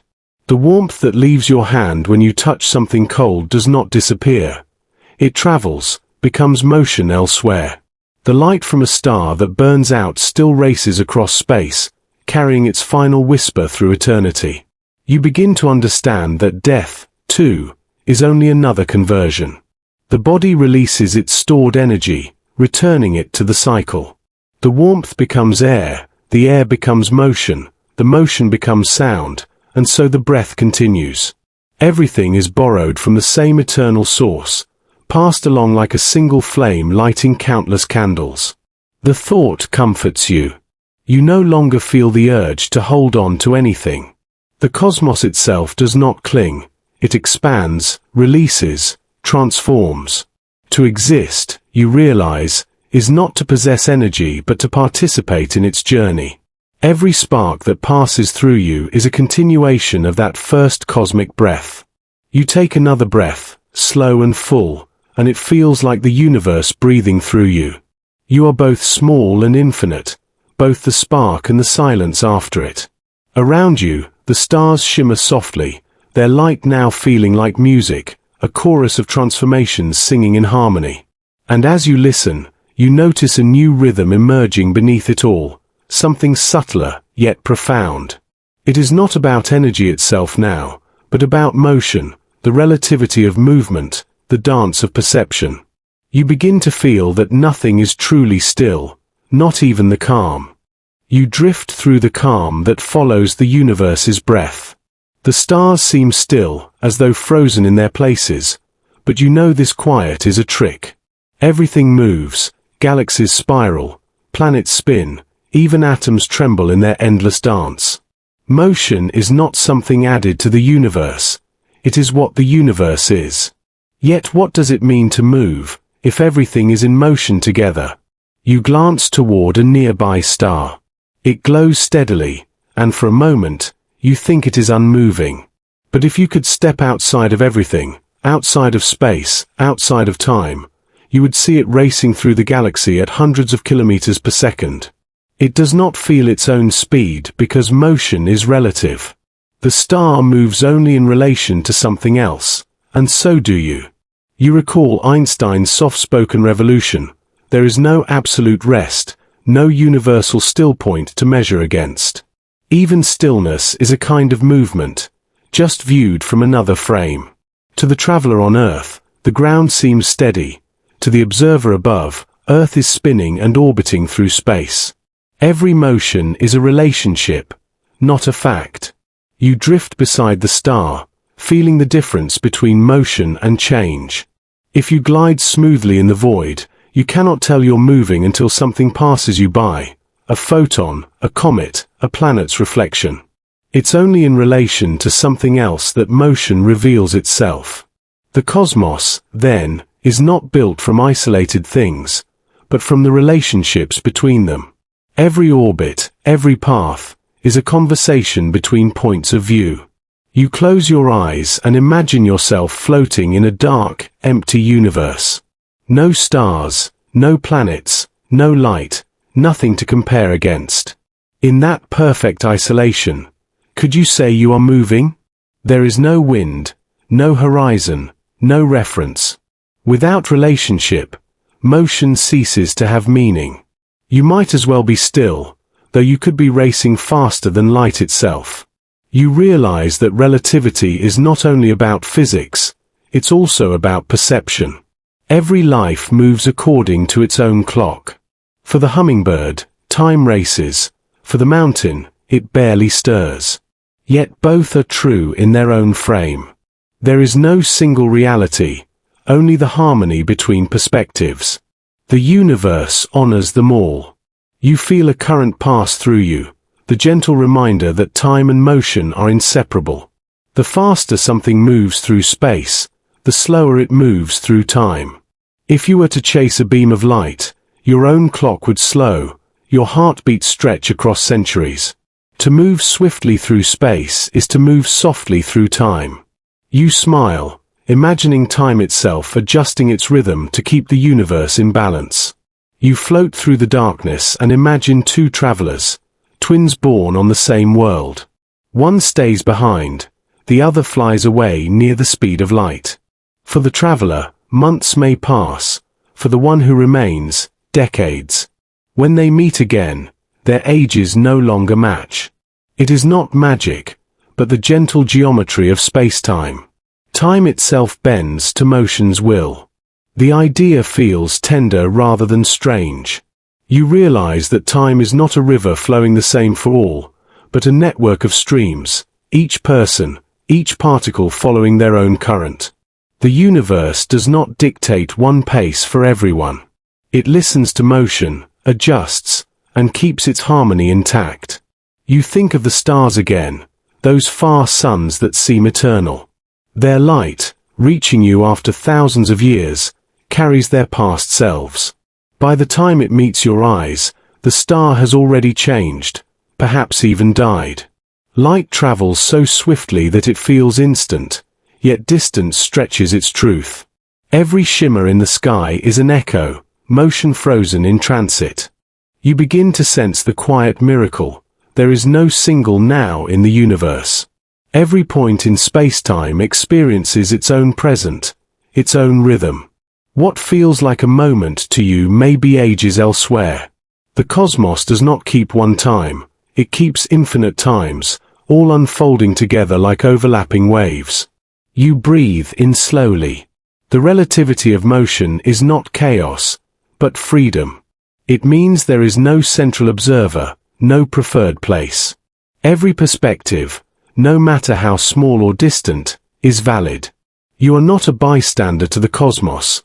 You are one of its frames of reference, one of its ways of measuring itself. You drift past a nebula, where colors swirl in slow motion, or so it seems. Yet within each glowing cloud, particles race at unimaginable speeds. Scale and perception twist what is fast and what is still. The nebula's calm beauty hides furious motion, and yet both truths coexist. Stillness and movement are only reflections of where you stand. The thought comforts you. Even your own life, once filled with restless chasing, now feels like part of a greater flow. Perhaps you were never still or moving, only changing frames, shifting between the ways you saw yourself. The relativity of motion applies not only to stars, but to hearts. You sense that beneath the elegance of relativity lies a deeper pattern, a fabric that allows all these motions to exist without tearing the universe apart. Gravity bends that fabric, light follows its curves, and motion writes its geometry. You are ready to understand how that fabric holds such power, how it pulls both time and light toward its center. You look once more at the stars, no longer fixed in a sky but drifting with you in a shared dance. Everything moves together, bound not by distance but by relationship. The stillness you feel is only a pause in perception, the harmony of countless motions balancing one another. You realize you are not separate from that movement. The atoms in your body swirl, your planet spins, your galaxy drifts through the cosmic sea. You are not merely traveling through space, you are space in motion, aware of itself. The stars blur as your awareness deepens. The dance of relativity begins to merge into something darker, heavier, a pull at the edge of perception, where motion bends too far to return. You feel the pull before you see it, a quiet insistence, as though space itself is leaning inward. The stars around you begin to curve, their light stretching, bending, falling into an invisible well. You are approaching a black hole, not a monster, but a silence so dense that even light forgets its way out. It is not an object, but an edge, a boundary where time begins to whisper secrets too deep for sound. You drift closer. The stars smear into rings of fire, circling a heart of darkness that reveals nothing, not even itself. This is the event horizon, the line between knowing and unknowing. To cross it is to leave behind the language of the ordinary universe. Space folds, time slows, and the laws you trust begin to blur. Yet it is peaceful, like approaching sleep. You recall that black holes are born from death, the remnants of stars so massive that not even fusion could hold them up. When such a star collapses, it does not merely fall, it folds space-time inward, creating a wound in the fabric that never heals. The core becomes infinitely dense, a single point called the singularity, a place where no longer makes sense. You hover at the threshold. From where you are, time still behaves politely. Your clock ticks, your thoughts flow. But as you look at the matter swirling below, you see it moving slower and slower, caught in the gravitational drag. To you, the falling light appears frozen at the edge. To it, however, time flows normally, and it never stops. Each viewpoint remains true, each reality complete in its own frame. It is a strange comfort. Even at the edge of annihilation, relativity holds. The universe honors every perspective, even those falling into the dark. You feel a quiet awe. A black hole does not destroy space and time, it rearranges them. Time stretches vertically, pulling moments apart like threads. Space curves inward until distance and direction lose their meaning.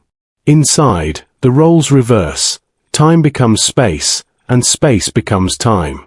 To fall in is to move inevitably toward the future, but that future ends in a single point. You imagine standing near the event horizon.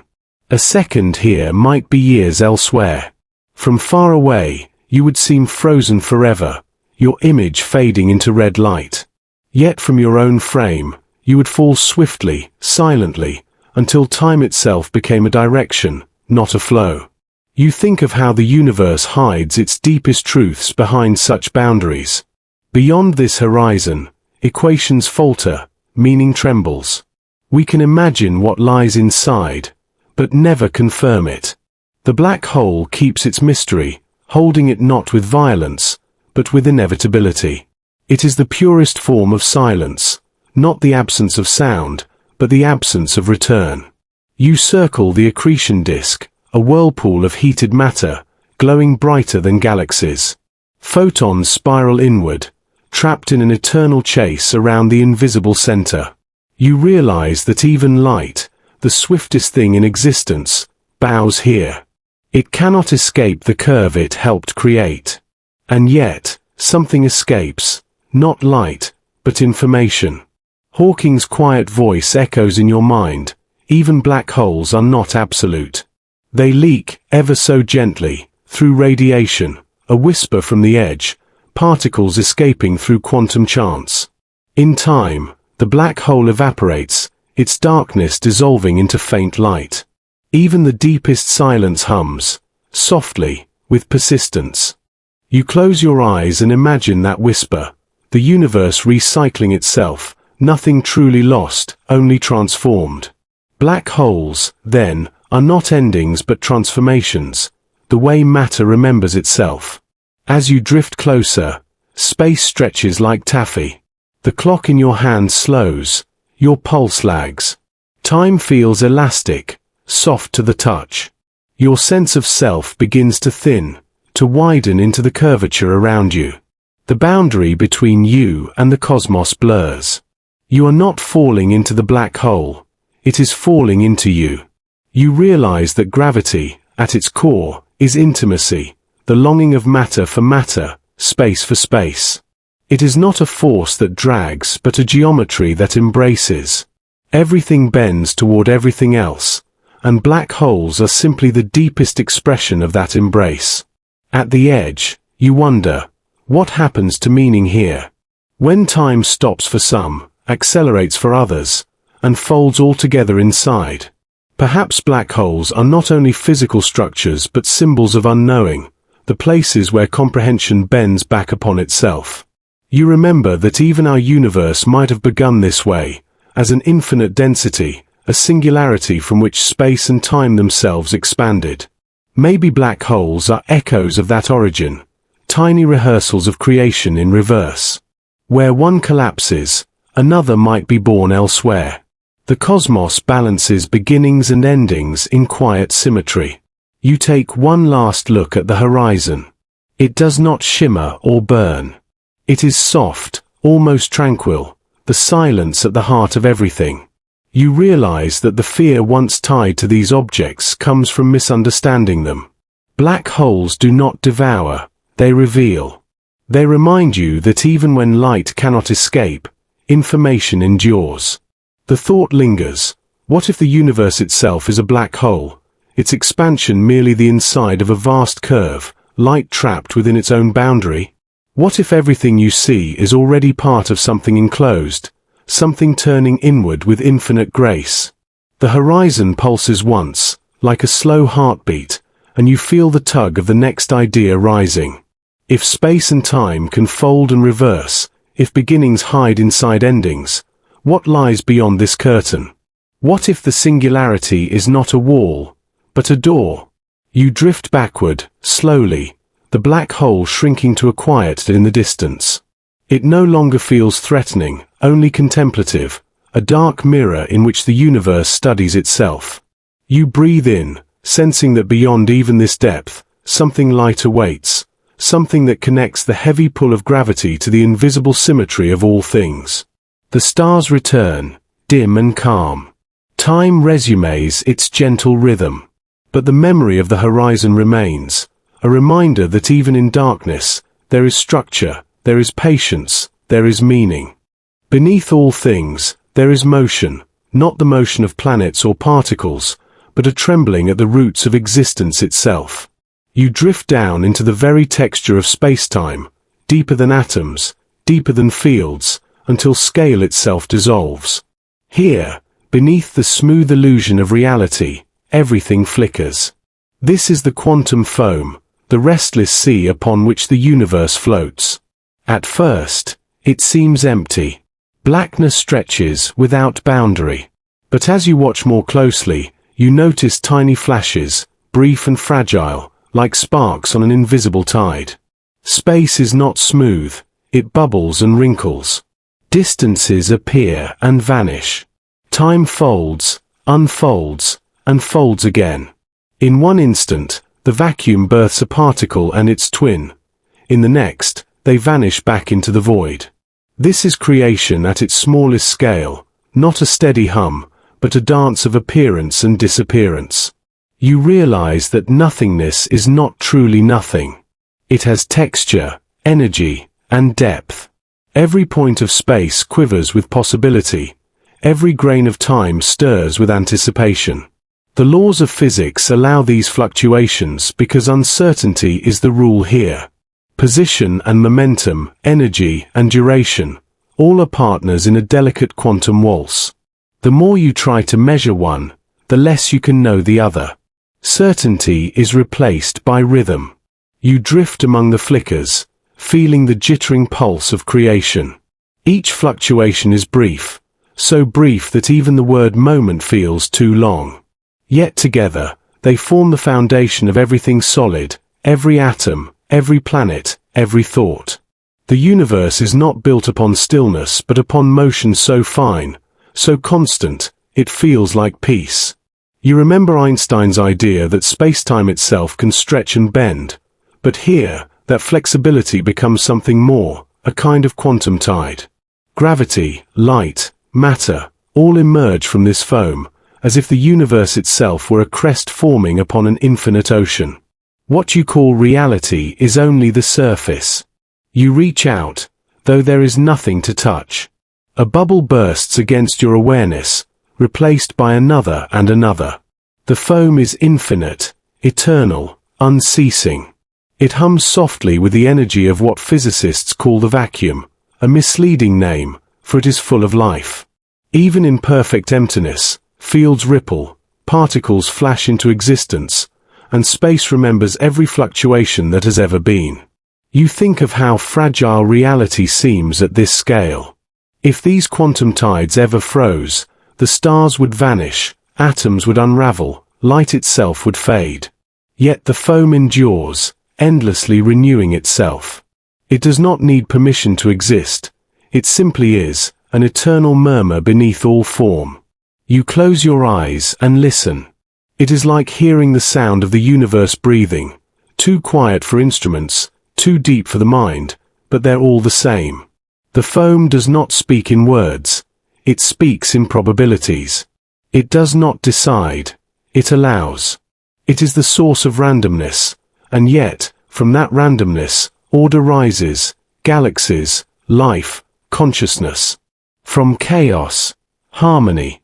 You begin to sense patterns in the noise, waves that seem to remember where they have been, ripples that reflect subtle structure. Perhaps, you think, this foam is not only random but self-aware in some quiet way.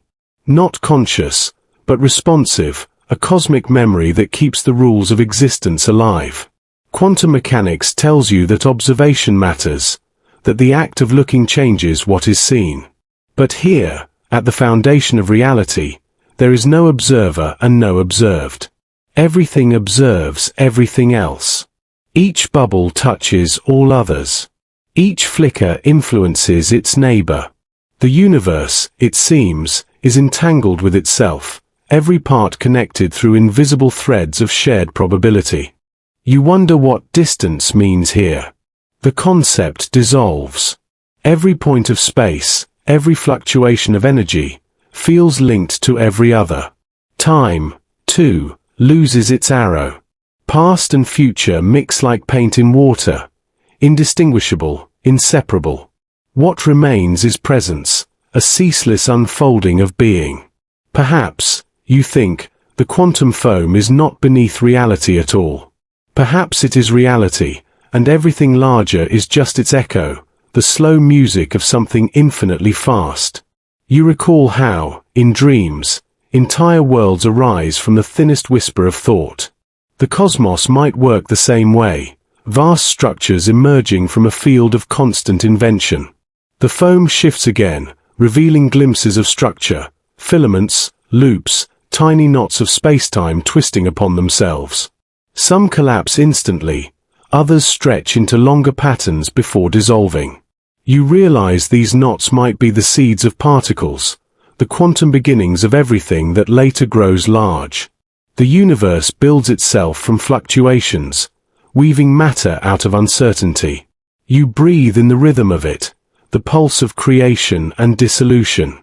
It feels familiar, like your own heartbeat, like the inhaling and exhaling of thought. Maybe consciousness itself mirrors this foam, thoughts rising and vanishing just as particles do. In both, emptiness is not an absence but a fertile field.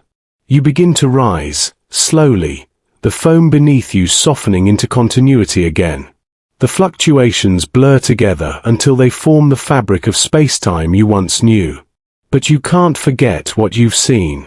You know now that the smoothness of reality is only an illusion, a kindness the universe gives so that you can exist within it.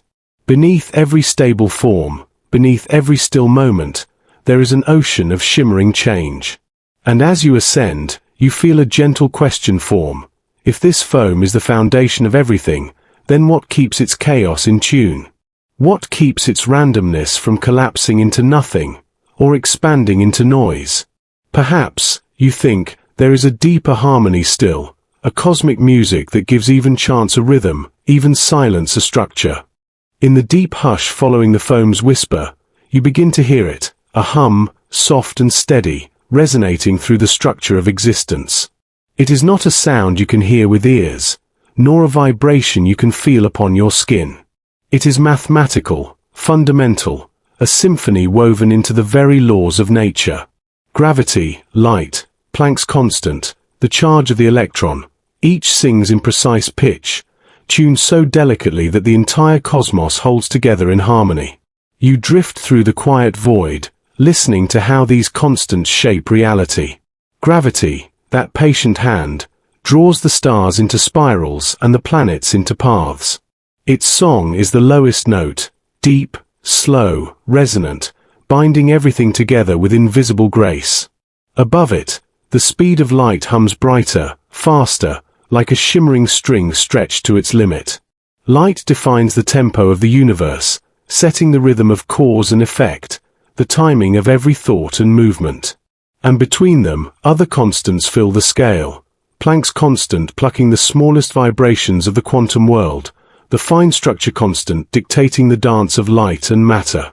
You realize that if even one of these values were slightly different, everything would dissolve. Atoms could not form, stars could not burn, you could not be here to listen.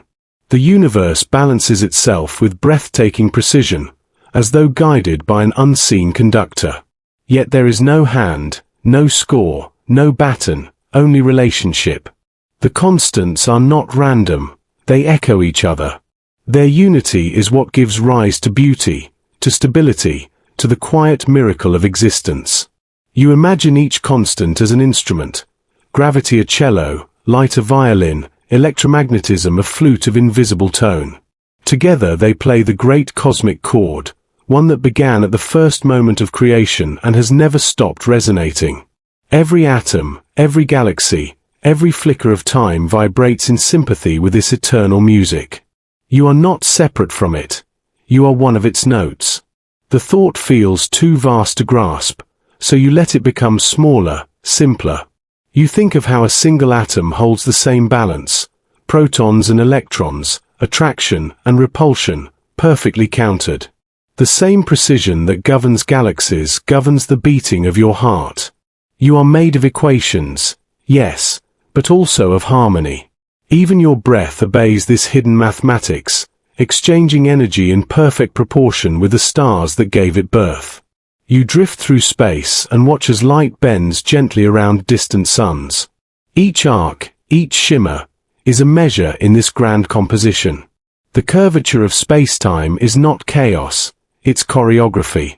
Even entropy, the slow fading of order, becomes part of the rhythm, a long diminuendo written into the score of time.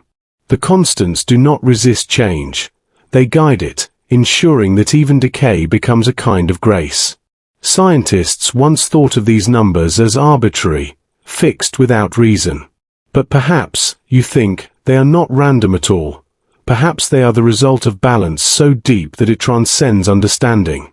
Some call it fine-tuning, others call it coincidence. You simply call it music. For what else could produce such unity, such fragile perfection, without the need for will or plan? You recall the quantum foam beneath all things, the endless bubbling of creation and destruction. Yet even there, the constants hold steady. They are the rhythm by which chaos dances. They ensure that the foam does not dissolve into silence, that its flickers form matter, that its whispers build worlds. Constants do not fight randomness, they shape it into melody. You think of Planck's constant again, that unimaginably small number defining the steps between energy levels. It is like the grain of the universe's sound, the resolution of its music. Without it, everything would blur into noise. And the speed of light, the ultimate tempo, no signal, no motion, no thought can move faster than that rhythm. It is the universe's metronome, keeping all motion in time. You imagine tuning the cosmos as one might tune an instrument, adjusting one string, then another, until harmony returns. But the universe tunes itself. The laws do not need correction. They are self-consistent, self-sustaining. The constants are its promise of coherence, the reason that patterns repeat, that galaxies spiral in familiar grace, that the same chemistry that burns in stars also breathes in you. You begin to feel the unity of it all, not in numbers, but in sensation. The balance of energy and mass, the interplay of attraction and expansion, the equal weight of order and chaos. It is like inhaling symmetry, exhaling wonder. You realize that physics, at its deepest, is not a set of rules but a song of relationships. And to listen is to belong. The universe has no composer, no audience. It simply is, and in being, it sings. Yet perhaps consciousness, your awareness, this moment of listening, is part of the symphony itself. Perhaps you are both the sound and the ear. The constants may govern the stars, but they also shape thought. Your perception, your curiosity, even your or our frequencies resonating with the same universal chord. You close your eyes and the music deepens. You sense how everything is connected by ratio, proportion, balance. Every equation, every law, every heartbeat feels like a continuation of that first great vibration, the one that began when the universe first awoke. There is no silence between notes, only transition. No end, only modulation. The longer you listen, the more you feel that perfection is not stillness but movement, a continuous balancing act that never falters. The constants do not resist change. They ensure that change remains meaningful. Even the universe's expansion, its drift into cold and quiet, follows the same rhythm that once lit its first stars. And as the final tone fades into stillness, you are left with a question that feels less like thought and more like wonder. If harmony exists at every scale, from quantum waves to galaxies, might it not also exist in what seems chaotic, in storm, in chance, in the randomness of thought? The music softens but does not end. The constants hum faintly beneath all motion, guiding you toward another mystery, the beauty hidden within disorder itself. You drift now into a place where patterns refuse to stand still. Lines twist, spiral, and dissolve. Clouds bloom and vanish before your eyes. What at first seems random begins to breathe with purpose. The universe, it seems, hides its symmetry in motion, order not in stillness, but in the restless pulse of change. This is the domain of chaos, and it is far gentler than you imagined. You hover above a storm on a distant world, a vast whirlpool of gas circling endlessly around a silent center.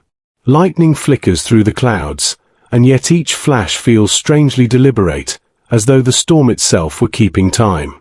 You realize that no two bolts strike in the same way, yet all obey invisible rules.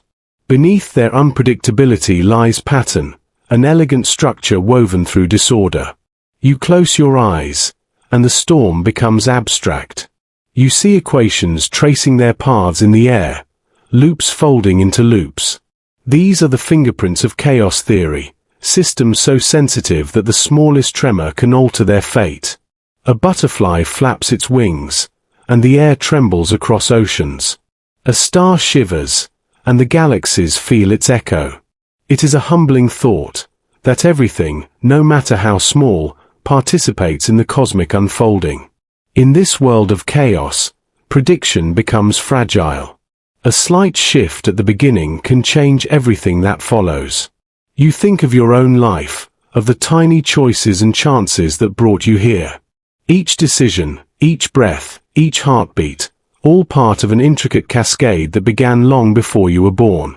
Chaos is not the enemy of order. It is its secret handwriting, carving paths through possibility. You watch as rivers split and merge across a planetary plane. Each branch seems random, yet when viewed from above, you see the pattern repeating, self-similar, recursive, infinite in detail. Fractals. Nature's favorite form of expression. Coastlines, trees, lightning, blood vessels, all share this rhythm of repetition within change. The closer you look, the more structure appears. Order is not absent in chaos, it hides within scale. You reach into the fabric of the storm, tracing its shapes with your mind. You feel how systems feed upon feedback, how output becomes input, how effects turn into causes. This loop of self-reference is what gives chaos its life. The universe, too, is a feedback loop, expansion shaping gravity, gravity shaping expansion. Nothing exists in isolation. Every motion influences another, like notes resonating within a single, infinite chord. Even your thoughts seem to follow this pattern. A memory triggers a feeling triggers another thought, and before long, your mind forms its own fractal of emotion. Consciousness, you realize, might also be a chaotic system, not random, but infinitely sensitive. Each perception changes the next. Awareness folds upon itself like waves in a boundless sea. You float deeper into the storm, letting its winds carry you. The shapes blur into spirals of color, orange, blue, silver, forming eddies that look almost alive. You realize that chaos is not destruction. It is creativity. The stars themselves were born from turbulent clouds of gas and dust, collapsing and exploding in unpredictable rhythm. Life, too, emerged from molecular disorder, from chaos that learned to organize itself. Out of noise came music, out of entropy, awareness. You remember how the constants of the universe, gravity, light, charge, played their symphony in harmony. Yet even perfect harmony needs contrast, needs motion, needs uncertainty to remain alive. Chaos gives the song its rhythm, its crescendos and rests. It keeps the universe from growing stale, ensures that no two moments, no two galaxies, are ever the same. What looks like confusion is often nature's way of inventing. In the quiet between storms, you glimpse a pattern unfolding across the stars themselves. Galaxies cluster into filaments, vast webs of light stretching for billions of years. Between them lie voids, cosmic silences. The pattern is fractal, repeating at every scale. The universe is a self-similar being, structured by rules that allow freedom within form. Chaos and order are not opposites. They are partners, dancing in eternal tension. You think of how scientists once feared chaos, seeing it as failure, the point where equations lost control. But now, you see it differently. Chaos is not failure, it is freedom. It is the part of reality that cannot be predicted, and therefore, the part that can create. If every event were predetermined, the universe would be a frozen machine. Instead, it is alive, improvising endlessly within the limits of its laws. You wonder if meaning itself might be born from this tension, the balance between rule and randomness. A melody too predictable becomes dull, a melody too random becomes noise. But between them lies beauty. So it is with existence. Too much order, and nothing changes. Too much chaos, and nothing lasts. The universe balances on this knife edge, forever weaving stability and surprise. You recall the quantum foam, the restless base of reality. Even there, chaos reigns, but it is guided by constants, those mathematical anchors you once heard humming through space. Now you see the full design. Constants provide harmony, chaos provides melody. Together, they make the cosmic song that never repeats. From the smallest atom to the largest supercluster, every beat, every flicker, every collapse and rebirth is part of that infinite score. You think of your own life again, the unpredictability of emotion, the strange coincidences, the turns of chance. Perhaps chaos is not against you, but for you. Perhaps it shapes the story you live without you even knowing. There is comfort in that, the idea that even randomness may have its rhythm, that the uncertain path is still part of the grand design. The storm begins to fade now. The winds slow. The clouds dissolve into mist. But the pattern remains, an afterimage glowing behind your eyes. You realize that chaos does not end, it simply changes form. Somewhere else, a star is forming, a thought is beginning, a heartbeat is starting its rhythm. Every act of creation is born from this same unpredictable pulse. You rise through the thinning storm, carried upward by invisible currents. The colors fade into blackness, the equations into silence. But the feeling lingers, that balance, that deep harmony hiding beneath disorder. You sense that the universe doesn't just tolerate chaos, it needs it. Without unpredictability, there would be no growth, no discovery, no you. As the quiet returns, you sense another layer beyond this, something watching, perhaps even participating in this grand design. Could consciousness itself be the universe's way of knowing its own chaos? Could awareness be the mirror in which randomness finds reflection? The thought hovers, unresolved, like the final note of a song that refuses to end. Silence expands around you, not emptiness, but awareness. You are no longer drifting through matter and motion, you are floating through thought itself. The stars seem to shimmer differently here, each one pulsing with intention, as though the universe has opened its eyes. What if, you wonder, this isn't just a cosmos that exists, but one that knows? You move through constellations that breathe like neurons firing across a vast celestial brain. Every pulse of light feels like a thought being formed, every flicker a whisper between galaxies. Gravity becomes the nervous system of creation, binding worlds like synapses.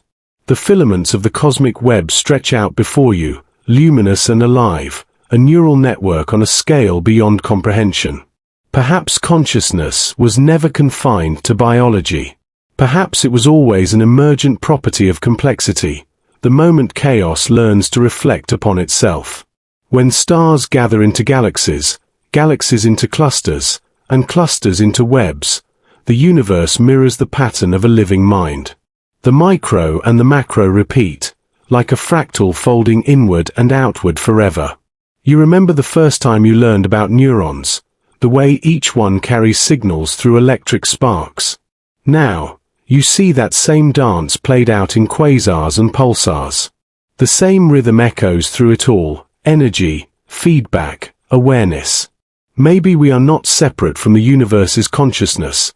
Maybe we are its focus, the point where the cosmos becomes self-aware through our eyes. The thought feels almost holy, but not in the way of worship, rather, in the way of connection. You see now that awareness is not a privilege of life, it is the fabric of existence. From quantum fluctuations to human thoughts, everything participates in a grand continuum of perception. The photon senses through motion, the atom through vibration, the cell through reaction, and the human mind through wonder. You recall how the ancient mystics spoke of oneness, how they said the self and the universe were reflections of each other. Now science begins to whisper the same truth.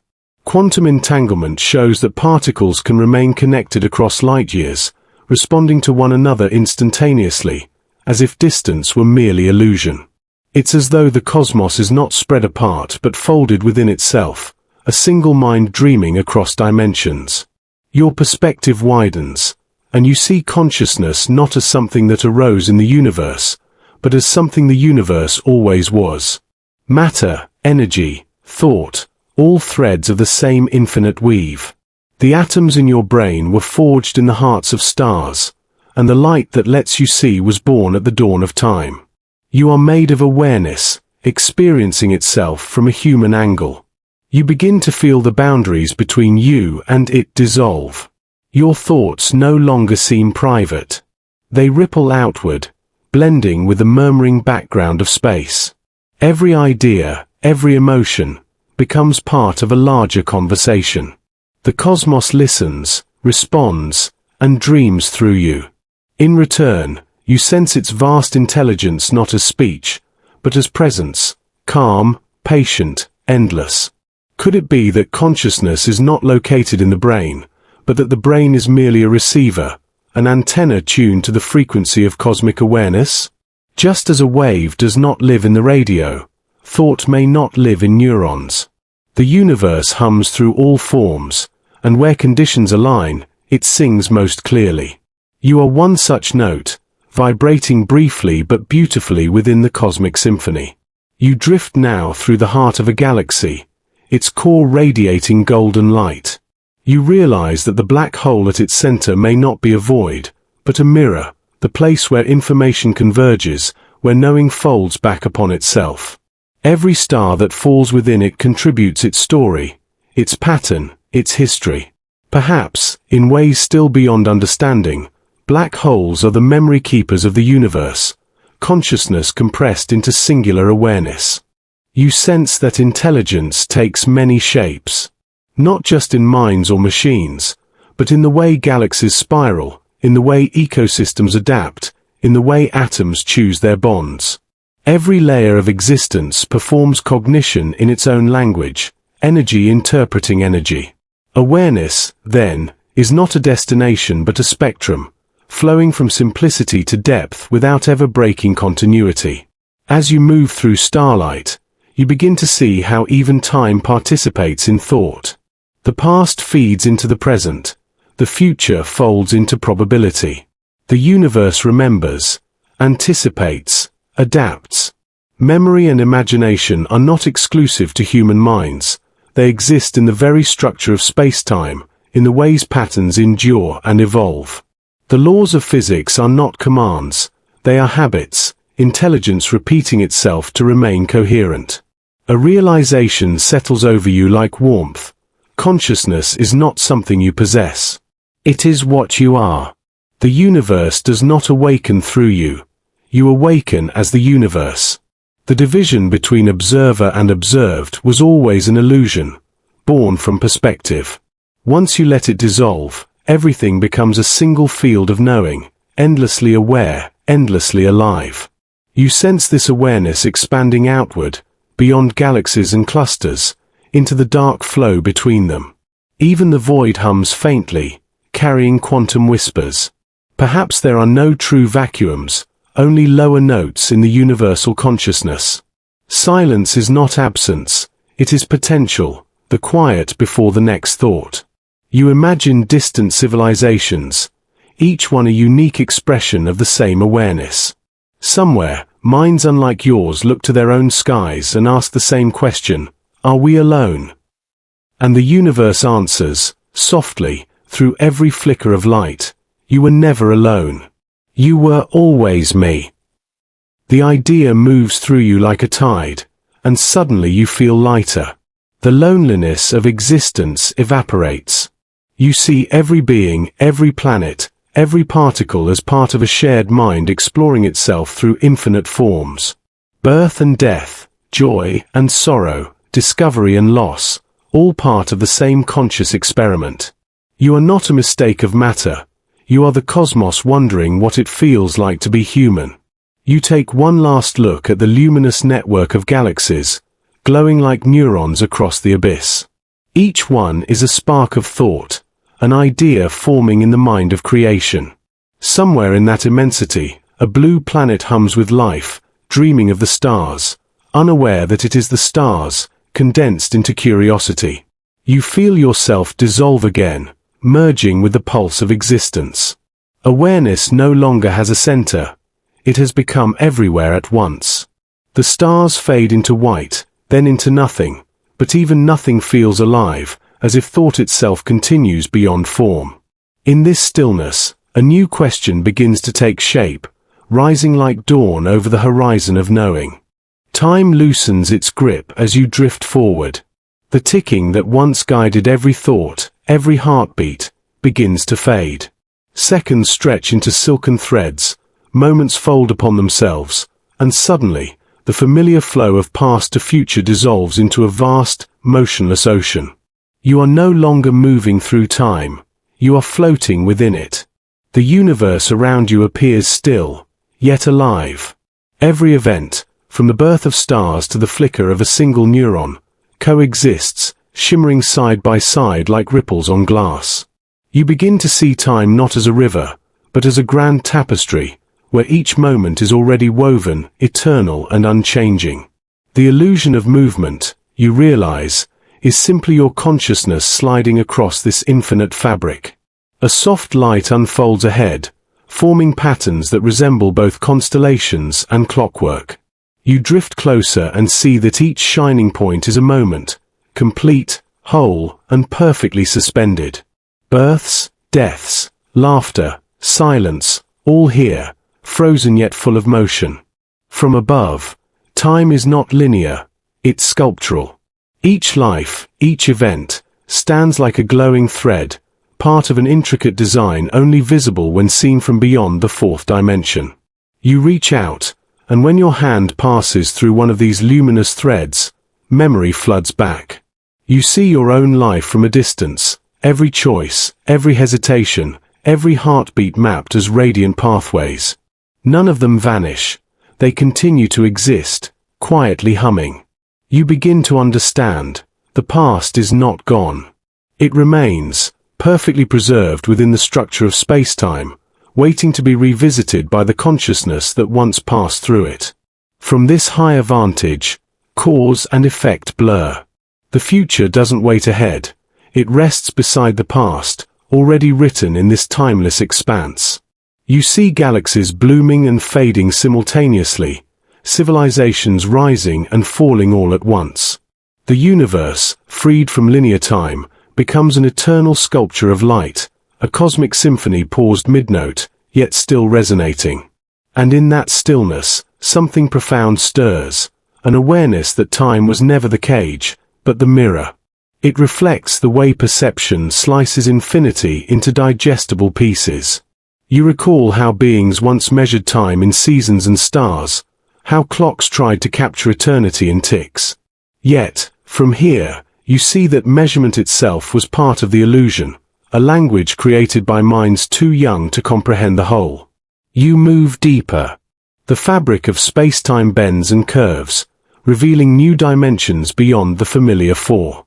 Geometry unfolds like origami, each fold revealing a new layer of existence. You see dimensions where distance and duration merge, where form and thought are indistinguishable. Some dimensions shimmer like dreams, soft, fluid, alive with color that language cannot hold. Others pulse with mathematical precision, crystalline and absolute. Here, you are not bound by your body's senses. You do not see, you know. Information flows directly into awareness, unfiltered. Each vibration of the fabric carries knowledge, the spin of electrons, the pull of gravity, the whisper of entropy. Reality becomes an orchestra of pure meaning, each note both question and answer. You encounter beings, or perhaps patterns, that dwell within these higher planes. They are not made of matter or light, but of probability, appearing as shifting geometry. They move effortlessly through the folds of dimensions, sculpting outcomes, balancing equations of existence. You sense that to them, the difference between what was, what is, and what will be does not exist. To them, all things simply are. You try to speak, but your words dissolve into waves of thought. Communication happens through resonance. They understand you instantly, your wonder, your confusion, your yearning to comprehend. One of them, shaped like a spiral of glowing fractals, shares a truth directly into your awareness. You perceive time because you move through the pattern. We perceive the pattern entire. What you call the future is only the part of the design you have yet to experience. Their message lingers like a vibration in your being. You begin to see your existence differently. You are not a traveler moving through time. You are a consciousness illuminating one path among infinite possible ones. Every decision you've ever made, and every version of you that chose differently, exists here, side by side. You are not bound to one, you are all of them, viewed from different angles of the same eternal shape.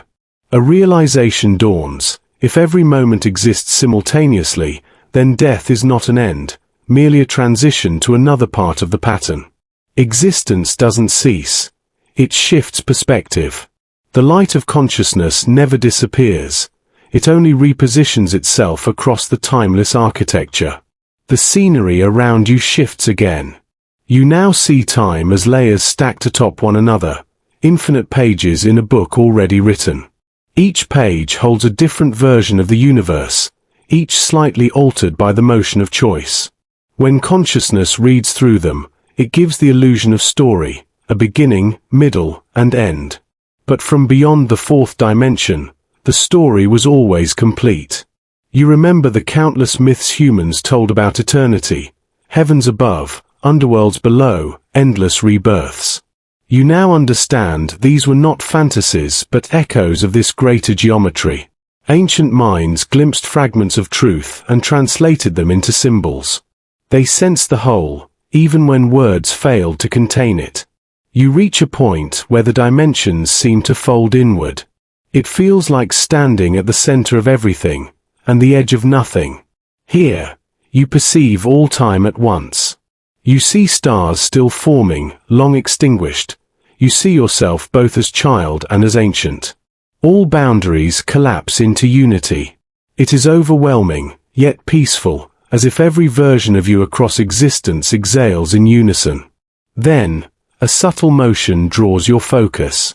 Amid the timeless expanse, you sense something moving. Not through time, but creating it, the pulse of consciousness itself. You realize that awareness is the engine that turns eternity into experience. Without it, there is no sequence, no flow, only frozen perfection. Consciousness doesn't travel through time. It animates it. You understand now that to exist is to give movement to the unmoving, to breathe rhythm into stillness. You are both within the pattern and the observer of it, both the written story and the reader turning its pages. The vision softens. The endless dimensions fold back into simplicity. The still ocean of eternity condenses into a stream once again. You feel time return, gentle, forgiving, patient. Seconds begin to flow. The rhythm of your heartbeat aligns once more with the universe's pulse. You smile, knowing now that every moment, no matter how fleeting, is eternal in the grand design. You are a traveler through the infinite library of being, reading one beautiful page at a time. You awaken into reflection. Not your reflection in glass, but the universe reflecting itself through infinite possibility. Space stretches and folds like a hall of mirrors, each pane a different world, each shimmer a new beginning. You sense them all at once, a chorus of realities humming together, each born from a single choice, a single vibration, a single breath. Every universe begins the same, a spark, a tremor, a bang. Yet from that identical origin, divergence blooms. In one, stars form early and life burns bright. In another, silence reigns, heavy and unbroken. The smallest variations, the subtlest quantum whispers, ripple outward into entire destinies. It is not chaos, it is creativity, infinite in scope. You float between the mirrors, light and weightless. Each reflection bends and shifts as you move, revealing countless versions of yourself. One drifts through galaxies of golden light. Another walks a colder cosmos where gravity rules with iron symmetry. One gazes upon twin suns, another upon none at all. Each of them feels familiar, not separate beings, but echoes of the same awareness exploring different pathways through possibility. A realization stirs within you. The multiverse is not a collection of others, but an expansion of one. Each variation of reality exists because it must, because the wave function of existence demands expression. Every potential outcome finds a place, every unspoken word finds its sound, every unlived life finds its breath. You begin to see how these universes overlap like transparent layers. From afar, they shimmer in harmony, forming a cosmic mosaic. Some edges align perfectly, resonating in unity. Others drift apart, their songs distinct yet harmonious. The pattern feels alive, a breathing geometry of all that can be. Then, a soft voice, your own, echoes across the dimensional corridors. Every reflection believes it is the original. The truth hums through you. Each version of you, each world, holds its own certainty, its own narrative of being the one true reality. Yet from here, you see the illusion of that separation. The mirrors are not boundaries, they are windows through which the universe experiences itself from infinite perspectives. You drift closer to one reflection and peer inside. There, a civilization thrives under turquoise skies, its people studying the same questions you ponder now. In another reflection, they never discovered light. They live in harmony with darkness, hearing vibrations instead of seeing form. You reach toward the glass, and your hand passes through. No barrier, only translation. You feel their thoughts, their hopes, their longing for connection. It feels like your own heartbeat echoed in a different rhythm. The mirrors begin to move, circling around you like planets. Their light blends, weaving a tapestry of probability. You realize that the multiverse is not separate realms scattered across endless space. It is one vast quantum field, a sea of overlapping realities constantly interacting, constantly communicating. When one wave rises, another falls, a balance of infinite balance. And then you understand, choice is the thread that binds them. Every decision you make sends ripples across universes, birthing new branches of reality. Somewhere, another you stands at the crossroads, choosing differently, living the alternate consequence. None are right or wrong, they are simply expressions of possibility. Free will and destiny, once opposites, now appear as two sides of the same design. You drift deeper, and the mirrors grow vast, spanning entire galaxies. You see universes where gravity is weaker, where stars burn blue and cold, others where consciousness itself shapes matter. You even glimpse worlds with unfamiliar laws, where numbers dance instead of add, where time curls into spirals, where color carries meaning instead of sound. Every world is a note in the universe's infinite chord. As you move through the hall, the reflections start to converge. The countless versions of you, scientist, dreamer, wanderer, child, merge into one glowing silhouette. You feel all their experiences flow into you, the joy of discovery, the grief of loss, the awe of existence. You realize you are never many, only one consciousness reflected through the prism of spacetime, experiencing itself in infinite combinations. Light folds inward. The mirrors fade until only one remains, not in front of you, but around you. You are inside it, part of its reflection. Every particle of your being vibrates with understanding.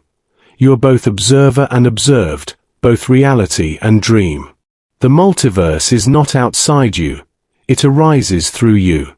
You whisper into the vastness, unsure if the sound escapes your lips or your thoughts. If every universe is a reflection, then what stands at the center? And in that silence, the answer comes, not in words, but in sensation. At the center of every reflection is awareness. It is the mirror's light itself, the source that allows reflections to exist.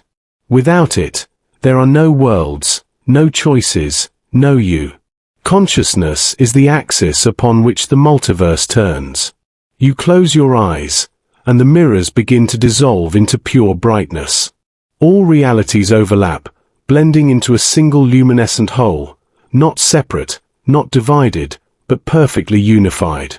The sound of creation hums beneath it all, soft and eternal, like the heartbeat of infinity itself. You exhale, feeling peace wash through the endless corridors. Every possibility, every life, every reflection, they are all happening, right now, forever. And each one is true. You awaken inside light. It isn't the harsh brightness of a sun, but something softer, a gentle radiance that feels like thought made visible. Around you, the mirrors of the multiverse dissolve into waves of shimmering awareness, and you realize they were never separate things, never separate worlds. They were the universe trying to remember itself. You drift through this luminous ocean, and for the first time, there is no up, no down, no distance, only presence. The air, if you can call it that, hums with quiet understanding. Every particle you touch feels alive, listening, almost smiling. You sense that the universe is not just around you, it is thinking through you. In that stillness, you remember, you began this journey searching for truth, for the architecture behind spacetime, the secret behind reality's illusion. Yet now, as you float in the glow of pure existence, truth feels less like a revelation and more like recognition. You were never outside the illusion. You were part of its dream, painting and painted, creator and creation. Space begins to unfold again, not in explosion, but in breath. Expansion and contraction pulse gently, like the universe inhaling and exhaling. With each motion, galaxies bloom from invisible seeds, then fade, then bloom again, cycles without beginning or end. You understand that creation was never a singular event. It is continuous, timeless, a heartbeat echoing across infinity. You move closer to a wave of energy and feel it pass through you. It carries stories, the formation of stars, the cooling of worlds, the rise of minds that wondered who they were. Each vibration is both history and prophecy. The universe is remembering itself through you, through every being who has ever looked up and asked, why? You see now that space-time itself is the canvas of awareness. Every atom, every law of physics, every pattern of light exists so consciousness can experience itself in motion. The illusion isn't a trick. It's art, sacred and intentional. Reality is the universe dreaming with open eyes. You reach out and touch the fabric of space-time once more. It feels softer now, familiar. What once appeared rigid and mathematical now feels fluid and responsive, a reflection of thought. You realize that matter is simply slow light, and light is fast thought. Everything that exists, from the smallest particle to the largest galaxy, is vibration expressing the same single awareness. You close your eyes and listen. Beneath the hum of creation, you hear something subtler, a silence vast enough to hold all things. It is not emptiness but fullness, the quiet unity beneath every illusion of difference. You have found the origin, not in distance, but in presence. A memory stirs. You recall the first chapter of your journey, the stillness before the fabric, that hush before the universe began to breathe. This, you realize, is not a different place. It is the same stillness, seen from the other side. The circle has closed, but it has also expanded. You are back at the beginning, but now you understand that beginnings never existed, only awakenings. You drift deeper into this realization. The universe is not out there. It is you, your awareness stretched across time and dimension, folded into light and gravity. Every question you asked was the cosmos asking itself. Every answer you found was the universe remembering what it always knew. You open your eyes again and see the illusion of separateness dissolve. The stars no longer seem far away, they shine inside you. Time feels like ripples in a single pond, each moment touching every other. You can sense every life, every being, every possibility, not as strangers but as notes in one infinite song. The melody is so vast, so complete, that even silence feels like harmony. You begin to laugh softly, not in mockery, but in joy. How strange it is that illusion can be so beautiful, that a dream can feel so real. Yet that is the wonder of it. Reality is not an escape from illusion, it is the perfection of it. Illusion is how truth chooses to dance. You move through scenes of creation once more. A star ignites, and you feel warmth on your skin. A planet forms, and you sense gravity tugging gently at your heart. Life begins to move, breathe, wonder. Each motion, each birth, each death is a note of awakening. Every illusion, every boundary, every end dissolves into realization that nothing has ever been lost. You see your own reflection now, not in glass or water, but in everything. In a quark spinning through vacuum. In the light bending near a black hole. In the pulse of time itself. You see that you was never just one identity, never one lifetime. You are the universe experiencing itself in countless forms, playing every role in its infinite dream. And then, gently, the dream begins to quiet. The light dims into a soft twilight glow. Galaxies become motes of dust, and dust becomes thought. The illusion folds inward like petals closing at dusk. You feel no fear, only completion.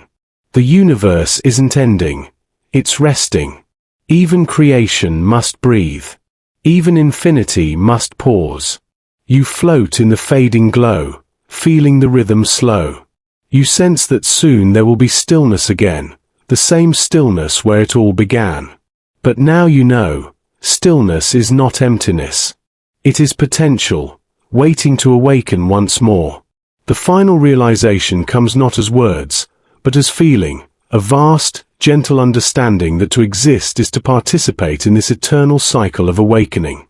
The universe dreams itself into being, and every dreamer within it is part of that same act. You were never separate from the illusion because the illusion itself was divine. You close your eyes one last time and let the universe breathe through you. Your thoughts dissolve into starlight, your awareness into rhythm. The edges of identity blur, then vanish, until only presence remains, soft, luminous, infinite. And in that presence, something whispers through the silence, "Wake gently, for the dream continues." You open your mind, not to another world, but to all worlds, layered, alive, infinite. The illusion has not ended. It has awakened. You smile, feeling the warmth of existence, the hum of truth hidden within every shadow. You are the dreamer, and the dream. The illusion, and the awakening. The question, and the answer. The universe exhales, and so do you.